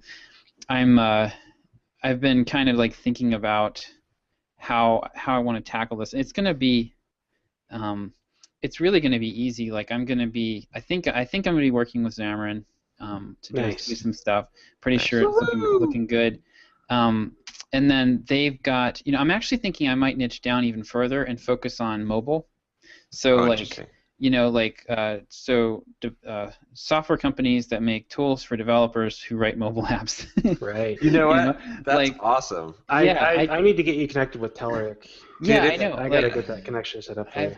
I can think, and so like the farther down the niche I go, or the farther niche I get, the easier it is for me to see how to approach people. Yeah. Because all I have to do, so like with if I end up working with Xamarin, then the person that I'm connected with there, she used to work for a couple other mobile companies, like including Adobe. Yeah. So I'm going to be trying to get next year or two. I'm going to be trying to get I'm going to be trying to get into Microsoft, Google, Adobe, like some of these really big companies. Right. And if you can get 2 or 3 of those on your client list, Yep. I mean, forget it. Yeah. It's really easy. You know. Totally agree with that approach. Like niching down that far, it's going to be. I mean, when the headline of your page is like, "I do copywriting for for technology-based companies that sell to mobile or whatever," that it's like that. They're like, "What the hell? That's what we need. How is this?" Shut up and take my money. Yeah, like that's what it's been feeling like. Is like it's basically if you've got a product that people need, and you find it's a USP. Yeah, it's a USP. It's like, I am a mobile developer who does copywriting. Well, there's probably like 2 other people in the world that can say that. Right. So there's virtually no competition for me, and so yeah, it's been shockingly easy to find people to talk to, and LinkedIn is pretty awesome, Derick. That's why I was mentioning LinkedIn. I used to laugh and scoff at it and think it was just stupid. Well, okay, if you want to get into like high value prospecting for consulting and contracting and stuff, it's an amazing research tool. Like I still don't really use. I think that the platform as far as like a publishing platform is just a joke. If you go on there, 95% of what you see is people who like social media talking about social media and trying to land clients about social media, in social media niches. And so it's kind of a joke, and and you see like very little conversation. You see a lot of people just kind of spamming their blog posts out there and like nobody engaging, because I don't think anybody really goes to LinkedIn to like consume anything, right? You go there to like accept, like, who the freak is this person that's sending me this invitation? And you go there and you maybe click connect, and then you're gone. But as far as like a research tool to see who people are connected to and to like learn a little bit more about them before you email them or whatever, it's really, really awesome. Yeah, I was actually quite surprised to see that I had 70 people in my network that were 2nd degree or 3rd degree connections to this guy I'm trying to get in contact with. Bless you, Chuck. That just went on my list. But I'm actually going to be my client who does the explainer videos. We've been talking, and I asked him, like, what's your ideal, like, if you could clone your customers, which ones would you want to clone? And he's like, without a doubt, like the bigger corporate customers, because startups don't have the money to pay $2,500 for a video, but the corporate clients will just drop that without even thinking about it. And so I think I'm actually going to try to work with him to develop a strategy where he is doing proactive one-to-one prospecting versus like, because you're not going to get very many corporate clients through Google AdWords or advertising on Facebook. Like, you're just not. You'll pick up a few maybe, but you really have to be proactive and reach out to people and network your way in. So I think I'm gonna work with him to set up a strategy. So speaking of $2,500 for explainer videos, do you think that guy could help me with Signal Leaf? Because I would totally drop $2,500 for a great set of explainer videos to help Signal Leaf. I'll hook you up. Yeah, I think awesome. Yeah. There's another also. If that doesn't work out, another one to check out is from MicroComp. There was a group there called Piehole. Piehole. Is it piehole.tv? I think so. Anyway, they do pretty cool explainer videos as well. Okay, I'll have to check them out as well. Because you guys know I do videos with screencasts, but I have never been able to make time to sit down and plan and script and do all the junk that I know needs to go into even a mediocre explainer video. So I need to pay somebody to do it. I'm actually thinking about hiring. I'm getting a quote from the Piehole guys to possibly have them do all my YouTube videos. Nice. So, because they do like little cartoon animations and stuff, and they take real video and then they add stuff on top of it.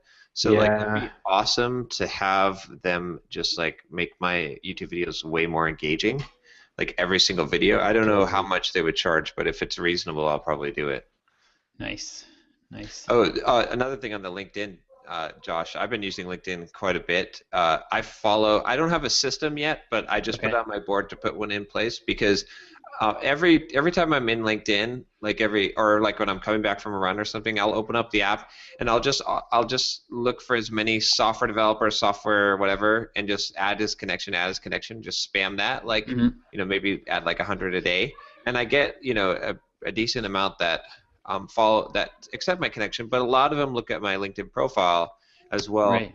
And so just like we're doing with Twitter with following people, like there's a huge potential for LinkedIn, especially because it's very targeted because you see the job descriptions. Right. So if you put a landing page for your email course or whatever on your LinkedIn, and then you specifically target those people to make as connections, you can really I think that's going to work really well. So I don't know if an automation tool, but I'm gonna. Couple things on that. So, LinkedIn. So if enough people, there's an option when you are accepting a connection request that says I don't know this person. Yeah. And if a small number of people select that, then you will lose the ability to make connection requests. Also, I've been hit by that before. Okay. But as long as you don't do like 500 connection requests at one time, it doesn't seem to matter. Like, I do a bunch every day. Also, they cap your connection requests. At some point, you just lose the ability to make them all together. How do you know? Like, I mean, this is what the LinkedIn. I spent a couple weeks researching LinkedIn to try to get up to speed on it, and it was several thousand, but after. Oh, okay. Yeah. If it's several, but you might as well do it until you can't do it anymore, right?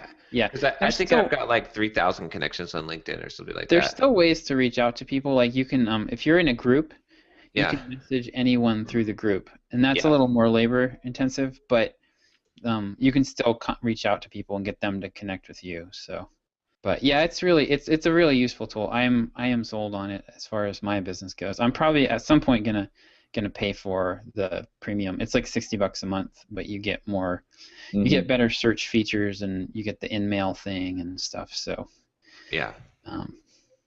Yep. Speaking of which, on the Twitter side too, are you using the Followliker now? Yeah, I'm using it. Pretty awesome. I mean, the UI sucks, but it works, right? It's basically, that's exactly what TweetAdder was 2 or 3 years ago, which kind of makes me nervous because I'm wondering, like, is this, like, how legit is this? Like, am I gonna get my account suspended? Because if TweetAdder used to be this way and they're not anymore, there's probably a reason, and I'm guessing it has to do with Twitter's service. Well, but this spreads out over time, right? Yeah, but it doesn't matter. Like, I think technically the automation is not allowed.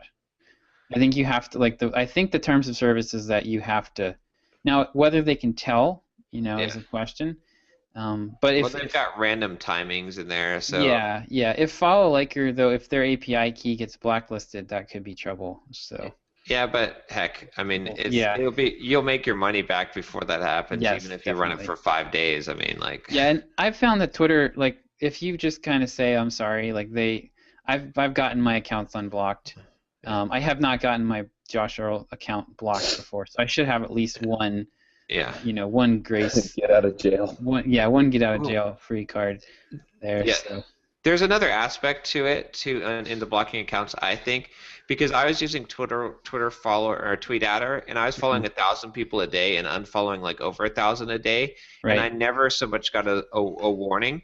And I think it's because it's an active Twitter account that I actually use, right? I engage with people and do other things, so I think that a lot of their stuff. Well, I think the thing that really gets you in trouble, what got me in trouble, was I was both auto-following and sending out a DM when people followed me back. And I think that was what got me blocked. Yeah. They really don't like that, and I actually don't. I hate that anymore. Yeah. If I follow you and you instantly DM me with a thanks for a follow, I'd unfollow. Yep. Yeah. I'm not joking.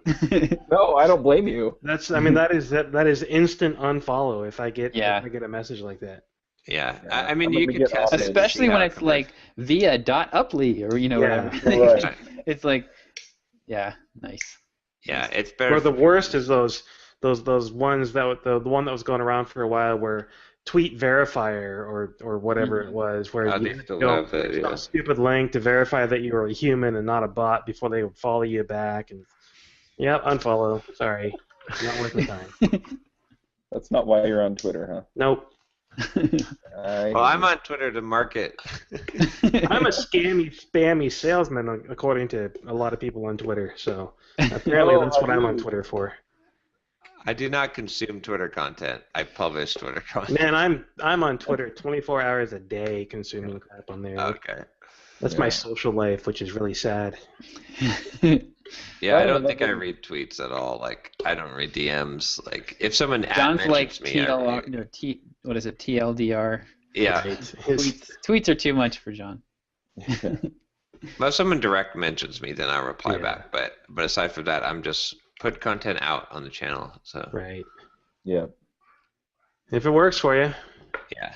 Well, I mean, that's what what I'm using it for, right? It's like that's so that's why I have no problem doing the auto follows and unfollows. Yeah.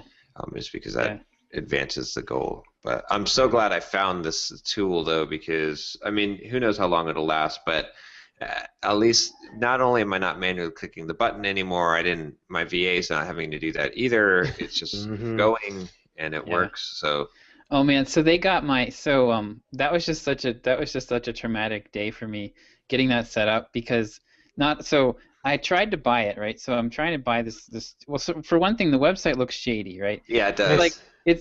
It's like 2 pages, and they have like an FAQ page, and it's like 5 questions, and like their guarantee is like if this does not work as designed, then we will refund your money. Like, it was just like, I was like, okay, I guess I could get my money back if I really wanted to. But yeah, their site is like one long sales page, and their screenshots are hysterical. Oh my gosh, because this app has no UI, right? Like they made everything a right-click menu, and I'm not even exaggerating. Oh yeah, I couldn't. I had to actually go to the manual to figure out how to use it. I was like, did not actually figure this out. It is completely. When John said, it took me a while to get it configured, I was like, what is he talking about? Like, that doesn't seem that hard. But no, oh my gosh, it was like 2 hours to figure out how to get this stupid thing working. Wow. Because everything's the right. Like, there's like a menu across the top that has 3 options in it, and then everything else is in the right-click menu, and it's all context specific.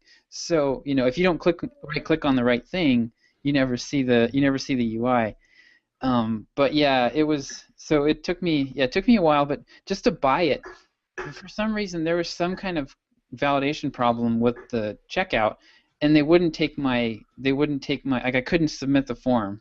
So it took me 10 minutes to buy it, and they got my credit card blocked. Like, my bank suspended my credit card because they're like, why are you trying to buy something from the Netherlands? Who's scammering Z-Dog and what? The same thing happened to me, actually, because I use Cloud AMQP for rabbitmq hosting, which is based out of Netherlands. Okay. And when I first made my first payment, it went through perfectly fine. But the second payment that they tried to process, it got rejected because my bank blocked it. Yeah, like is the Netherlands like known for? For illegal drugs and prostitution, yes. Okay. All right. All right. Well, I've not been there, so I don't haven't either. Apparently, they produce some interesting software out there, though. Yeah. So so I got that. I finally figured out what was going on with that after my cell phone bill got declined too. I was like, oh, okay, so that's probably my bank. But yeah, it seems like it's working okay. So we'll let it run, and at some point I might move it to an Azure VM. It looks like I could do that for like $15 a month. So. It's weird because the app was actually designed for people that are super, super spammy, right? Like, we're only like tiny bit. We're just tiny. Yeah. Tiny bit. But there's people who are like, right? So like the idea of the app is like you have like 100 Twitter accounts. These like Twitter accounts that you've created just for this purpose of spamming crap. or maybe more than that, right? And you can load all 100 into this app. You guys bought a load up all spam this bot thing. generator, didn't you? That's basically yeah. Well, it doesn't generate the accounts. You got to get somewhere else to generate them, and then you fill up the thing with all your spam bots, and then you can add followers to your spam bots and send messages, retweet things, and all kinds of stuff. Where we're just trying to grow our following with one account, which is not the really quote intended use. So it's yeah. So we're just a little swifty. Well, no wonder you got your credit card blocked, Josh. Yeah, I know. I probably deserved it. You got to do this stuff, though, right? I mean, look. I mean, this is cost-effective marketing. The Twitter, following 1,000 people on Twitter a day, as much as some people are like, oh, that's so lame and blah blah blah, it gets like 25 email course signups per day. That's like 25 people on my list per day. That costs me nothing, and that if you're trying to pay for that, that's pretty expensive for any kind of other advertising. And just as long as you realize that all of this is temporary, right? Yeah, but there'll always be some way to do stuff. There's always the tactics like this crop up, and then they get chopped off, and you have to find something else. Yeah. Just don't count on it for the next 10 years. Don't build a business around it. Yeah. Amazing. I finally found a CRM tool that I really like. Oh, really? Yes. So I have been looking for. I've tried just about everything out there that I could find that looked like I was willing to put my credit card into the website. Which isn't a very high bar, as we just said. Yeah, it's really not. So just FYI to anybody looking to socially engineer my credit card number out of me, it's apparently easy. pretty low threshold. Yep. Just throw up a lead pages page, Right. Put a little lock. You don't even have to do HTTPS. Just put a lock on your page somewhere, like a padlock picture, and I'm good. I'll punch my number in there. There we go.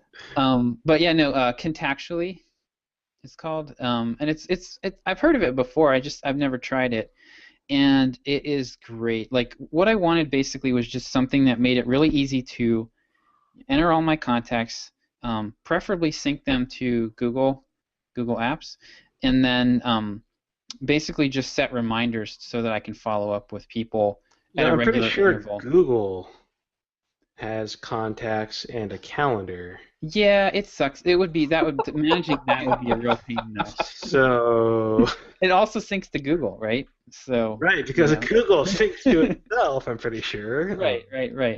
But no, it's really it's nice to be okay, all right, now you just made me feel silly. No, you don't want to be making calendar entries for 100 plus people. But yeah, this is it's great. You can put people, so you can pull everybody in, and then you can actually put them into what they call buckets, which are pre-configured. You can have almost like a drip campaign, where you can have a pre-configured sequence of tasks that are associated with that bucket. So okay, I identify somebody that I want to reach out to via email, cold email them, and then I want to follow up with them a couple times, and then I'm just going to move them off to the side and say they didn't respond. So I can have that. So I just put them in this bucket, and then it'll automatically tell me, all right, you need to follow up with this person now. And it looks at your Gmail, it can pull in your Gmail history, so it'll know when you last interacted with people. So yeah, it's a nice tool. I have a long list of people that I have been cultivating relationships with, people like Bob Bly and John McIntyre, just people who I've developed some level of rapport with that I just want to be able to know. Okay, I haven't talked to them in 6 months, so let me ping them and just say something. So this makes that super, super easy. And you'd think that any CRM tool would do that, but none of them make it really easy to set up recurring reminders. Right. So you have to manually go in. Every time you add someone, you have to manually go in and add all the tasks and say, okay, for the next 2 years, let me add 12 tasks to follow up with this person. And it's it's ridiculous. And you can just throw them in a bucket in Contactually, and they automatically will get, every 180 days, it'll throw a task in your dashboard to reach out to them. Nice. Okay, I Yeah, have to look at that because I do a similar type of thing. Yeah, it's really nice, and I've been shocked actually. I went through and kind of curated all of my contacts. It pulled in I had over 2,000 contacts in Google because Google adds literally everyone you ever email into your contacts list. So it pulled all those people in. So a lot of them including things like me replying to Craigslist ads and that stuff. Nice. So there but I went through and I cleaned all that up, and there were probably 250 people that I have some level of a good quality relationship with in my network that I can reach out to, and I'm gonna be cranking through and reaching out to all those people. And one of the things you can do with Contactually that I've never seen before is you can send a quote-unquote mass email where you queue up 50 people. You say, I want to email these people a quick little summary of what I do, as a copywriter. And then you can go into each email, though, and add a personal note. So you can customize it. So you're not just blasting out the same thing to everyone. You it's a tool that helps you do it more efficiently, but you can still customize it and make it personal. So I was like, wow, that's pretty powerful. That is awesome. That feature alone is because so many times I have that need to do a mail merge, but I need to customize that because you get so much better responses if you throw in one line that shows that this is not a form letter essentially. Yep. Yeah. So I'm very happy with it. I've got about probably around 200 people that I pulled together that are people I've worked with or had lengthy email exchanges with who would actually know who I am, type of thing. And so I'm going to be, and then I'm also going to use it to, some account. There's some. I'm starting to identify some high-level corporate type of accounts that I think would be really useful for me to break into, like Microsoft or Google or Adobe. And I'm going to kind of put together a campaign where I spend 6 months or a year even, reaching out to different people who can get me in there. And just trying to get some small project with one of those groups. Awesome. So Contactually, highly recommended. Yeah, I've heard of it before as well. I think actually I knew somebody that was using it to manage their user group that they ran. They would put people into Contactually and just continuously pester them until they said yes to speaking at the group. Nice. Yeah, Derick, I was actually thinking this type of thing, if you ended up doing a lot of the stuff that you're doing with bundles and reaching out to people, you could put people in a bucket oh, I want this person in my bundle, so create a bucket for that, and it'll remind you every week to reach out to them until they say yes. Right. Move them out. I had an account on it, and I just ignored all of the notifications and finally just canceled it. Yeah. Well, if you don't use it, then it's I have OmniFocus, and I've got all these things scheduled in OmniFocus, but if I don't open it that day... Yeah, it doesn't matter. They all these software programs need to come with an upgrade where you can purchase, and a large man will come to your house and drag you out by your shirt collar and beat snot out of you on the street if you don't do your tasks. There you go. Shop collar softwareasaservice.com. So here's a tool that I just found out about. I just sent the link. It's called SendOwl. Have you guys heard of this? Yeah. What do you think about it? I think I have. Let me check it out. To me, it looks like it's DPD, except there's one thing that's sticking out of here that's making me really want to try this, which is upsells. Mm-hmm.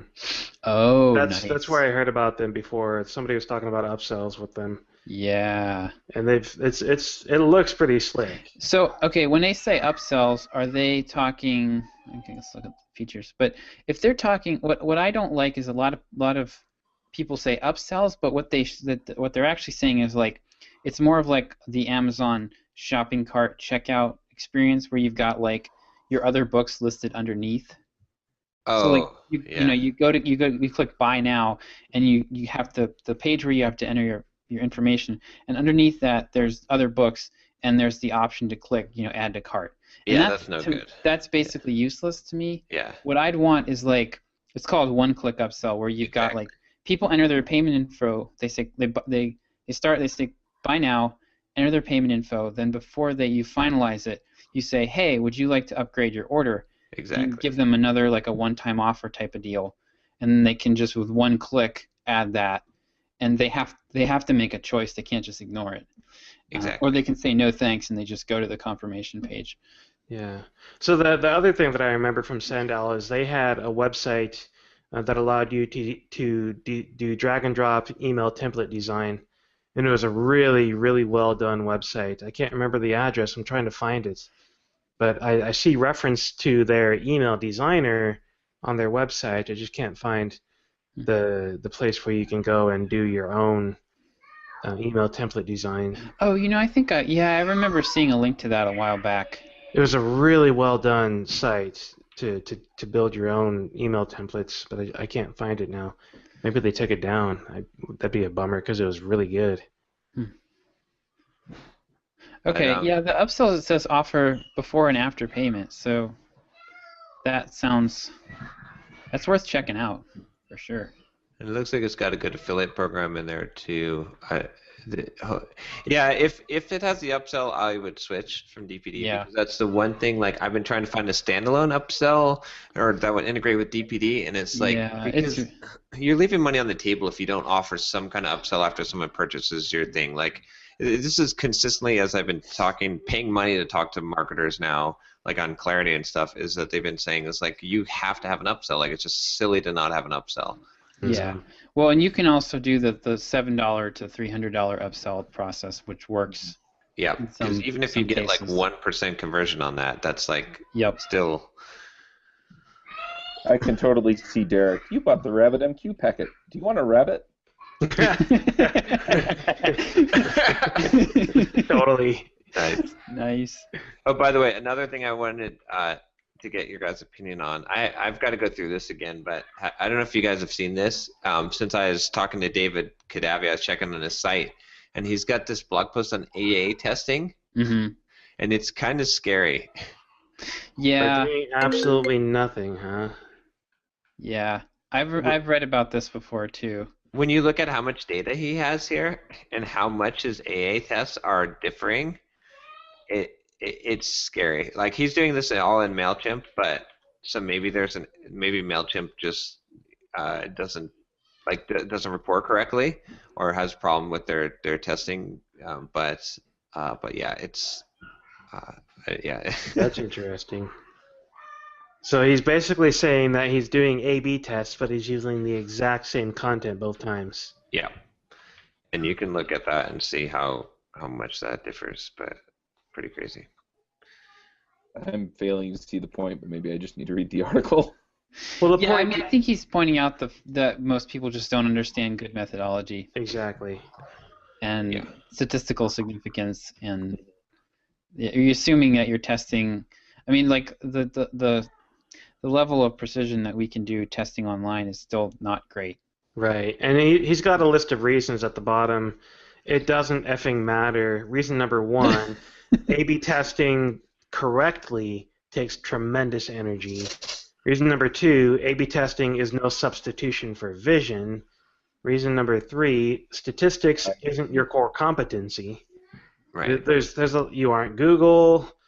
So there's looks like a really good article, honestly, on when and why you would or would not want to do A/B testing and the potential pitfalls and how it's not this, panacea of awesomeness where everything is suddenly going to be amazing for you. Right. But testing those button colors, man, how are you going to know what color the button needs to be if you don't A/B test it? I got a friend in Dallas who talks about exactly that. Like, you can have him on sometime. Pick your crayon, any crayon. Exactly. You can have any color you want as long as you want black. Nice, interesting. So I think we're set then on October 16th through 19th, right? Everyone's got this confirmed now, so we can make this official. Yeah, I think so. My wife said she pretty much said it's okay. I mean, there's always the chance that she'll change her mind, but as soon as I get it onto our calendars, which I'll do here in a couple minutes, then it's pretty much set. Okay, cool. So Awesome. We should advertise if people want to sign up to hang out with us and learn some stuff. And for 2 days, it'll be October 16th will be the first day. We will set up all kinds of AA tests for you. Yes, totally. Everyone that comes gets their entire website AA tested, courtesy of us. Yeah, official EntreProgrammers retreat. Tentative price $1,200 right now. We'll see, but that should be it won't be more than $1,200. We'll say that. Right. We hope not. Yeah. And if it is, well, there's problems. Right. But yeah, so if you're interested in the retreat with us, head over to EntreProgrammers.com/retreat2015, and you'll find a sign-up form for our mailing list. And we should actually start using this mailing list at some point to let people know what's going on. So we will get on that soon, hopefully, now that we actually have a date. And we're looking at going to, hopefully, Puerto Vallarta, Mexico. That is subject to change now that we've changed the date. How do you say woohoo in Spanish?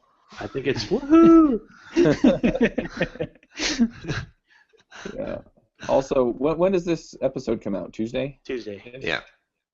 So I'm going to be in Atlanta when this comes out, but I'm going to pull together a meetup at the conference center where they're holding the RailsConf. Nice. If you want to go, just find on Twitter. I'll post a link to the Eventbrite. I don't have it up yet. And you can come out and meet me. Cool. All right. So if people want to sign up, go meet Chuck, go sign up for EntreProgrammers Retreat. And then I guess probably within a month here, we should probably put up a payment page for the EntreProgrammers Retreat so we can actually... we're going to need to do that soon. Yeah. Validate the idea by taking payment for it. Yep.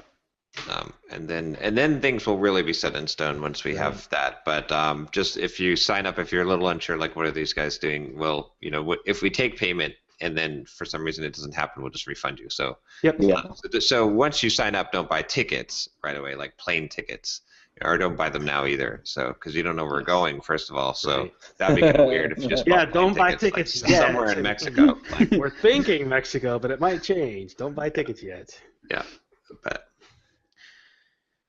Thoughts for the week. Josh, you go first since you. I was just staring. I'm waiting for my caffeine to kick in. Totally. I've been back on caffeine this week. I'll have to kick it again later, but I need it right now. Thoughts for the week. I don't know. I don't know. I guess I don't know. Like, I guess that's something I've been thinking about this week is like kind of the 80-20 thing of like going for the clients that are going to be, or the customers that are going to be the most profitable for you. So that's why I've been thinking a lot about how to get into some of the bigger accounts. Like if I can, if I can get into Microsoft. Well, Microsoft has 1 million divisions, right? And so once you get in there, once you get your foot in the door, you can start to spider out, and you can just kind of work the. I can. Oh gosh, I'm not coherent. Like haven't you been sleeping? If you go for startups, it's kind of a dead end, right? Like you do something for them, and then there's really not a lot of work to do beyond that. Right. So go for bigger wins, I guess. Right. So for my own, I guess something I've been thinking about a lot recently is remember why you're doing all of this.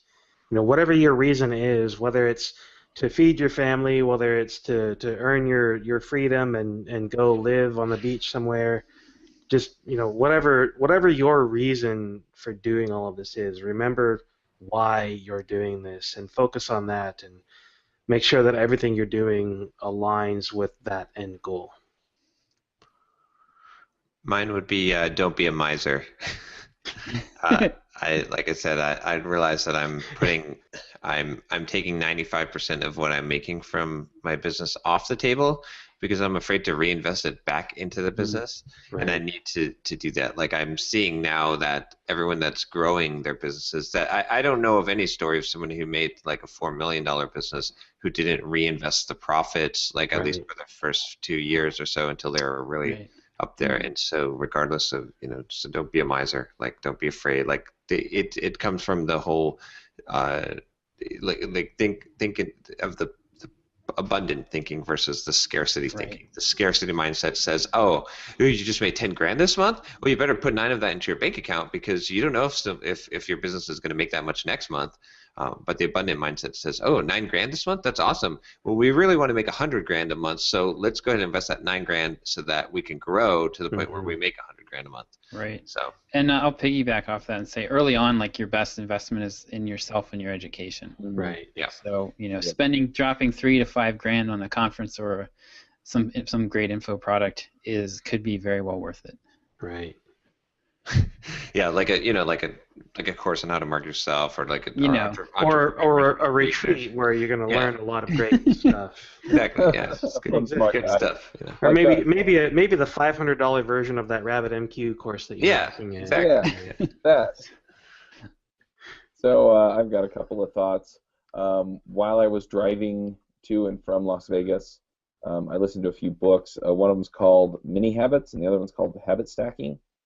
And what I kind of got out of them, just for some quick things, and then for MicroComp itself, was sometimes you have to take the big step. In other words, you have to go charge people money and take the risk. But if you can't take big steps, sometimes you just take small steps. So with Mini Habits, the idea is that you set goals that are like ridiculously easy to complete, like doing 1 push-up. So my goal for today is to do 1 push-up, right? Right. My other goal for fitness is to basically walk around the block.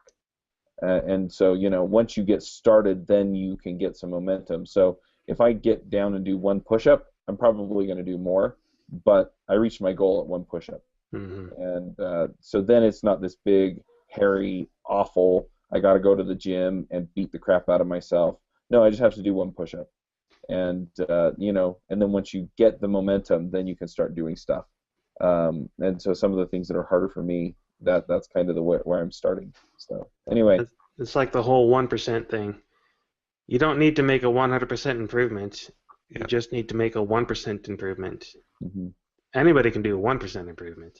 Yeah. Once you have a 1% improvement, then you make a 1% improvement on top of that. Yep. You've already got inertia, basically. Right. Yeah, and it takes, I guess they say scientifically, it takes 66 days to build a habit. Right. Not I've the heard 21. so many numbers, I don't know if I'd buy them. Well, it takes as long as it takes. Yeah, it takes a long time of doing it. Whether how much the task is doesn't matter. If it's a small thing, it's the fact that you've created the habit. So. Yeah. All right, guys. Till the next time. Same bat time, same bat channel. All right. Actually, no, I think next week we're at a different time. Are we? Okay. Right? Yeah, I think so. But anyway. Different bat time. Okay. Same bat Different day. Yeah. So. Yes. Are we? Isn't next week the Wednesday? Or is that the? You're thinking of the past, my friend. All right. Oh, that was just an invite I did for Derick to record Get Up and Code. Oh, okay. right. Yeah, that. I Okay. sent it to the group, so when Derick posted it, Yeah. Yeah, John and I are recording Get Up and Code on Wednesday. Gotcha. But yeah, so we're all still on. he for sent Friday, the invite so. to the group. Yeah. Okie doke. All right, guys. Okay. All right. See you next week. See ya. Wanna start a business but you just know how to code? Listen to John, Josh, and Derick as we figure it out. We are the EntreProgrammers and we'll teach you straight up to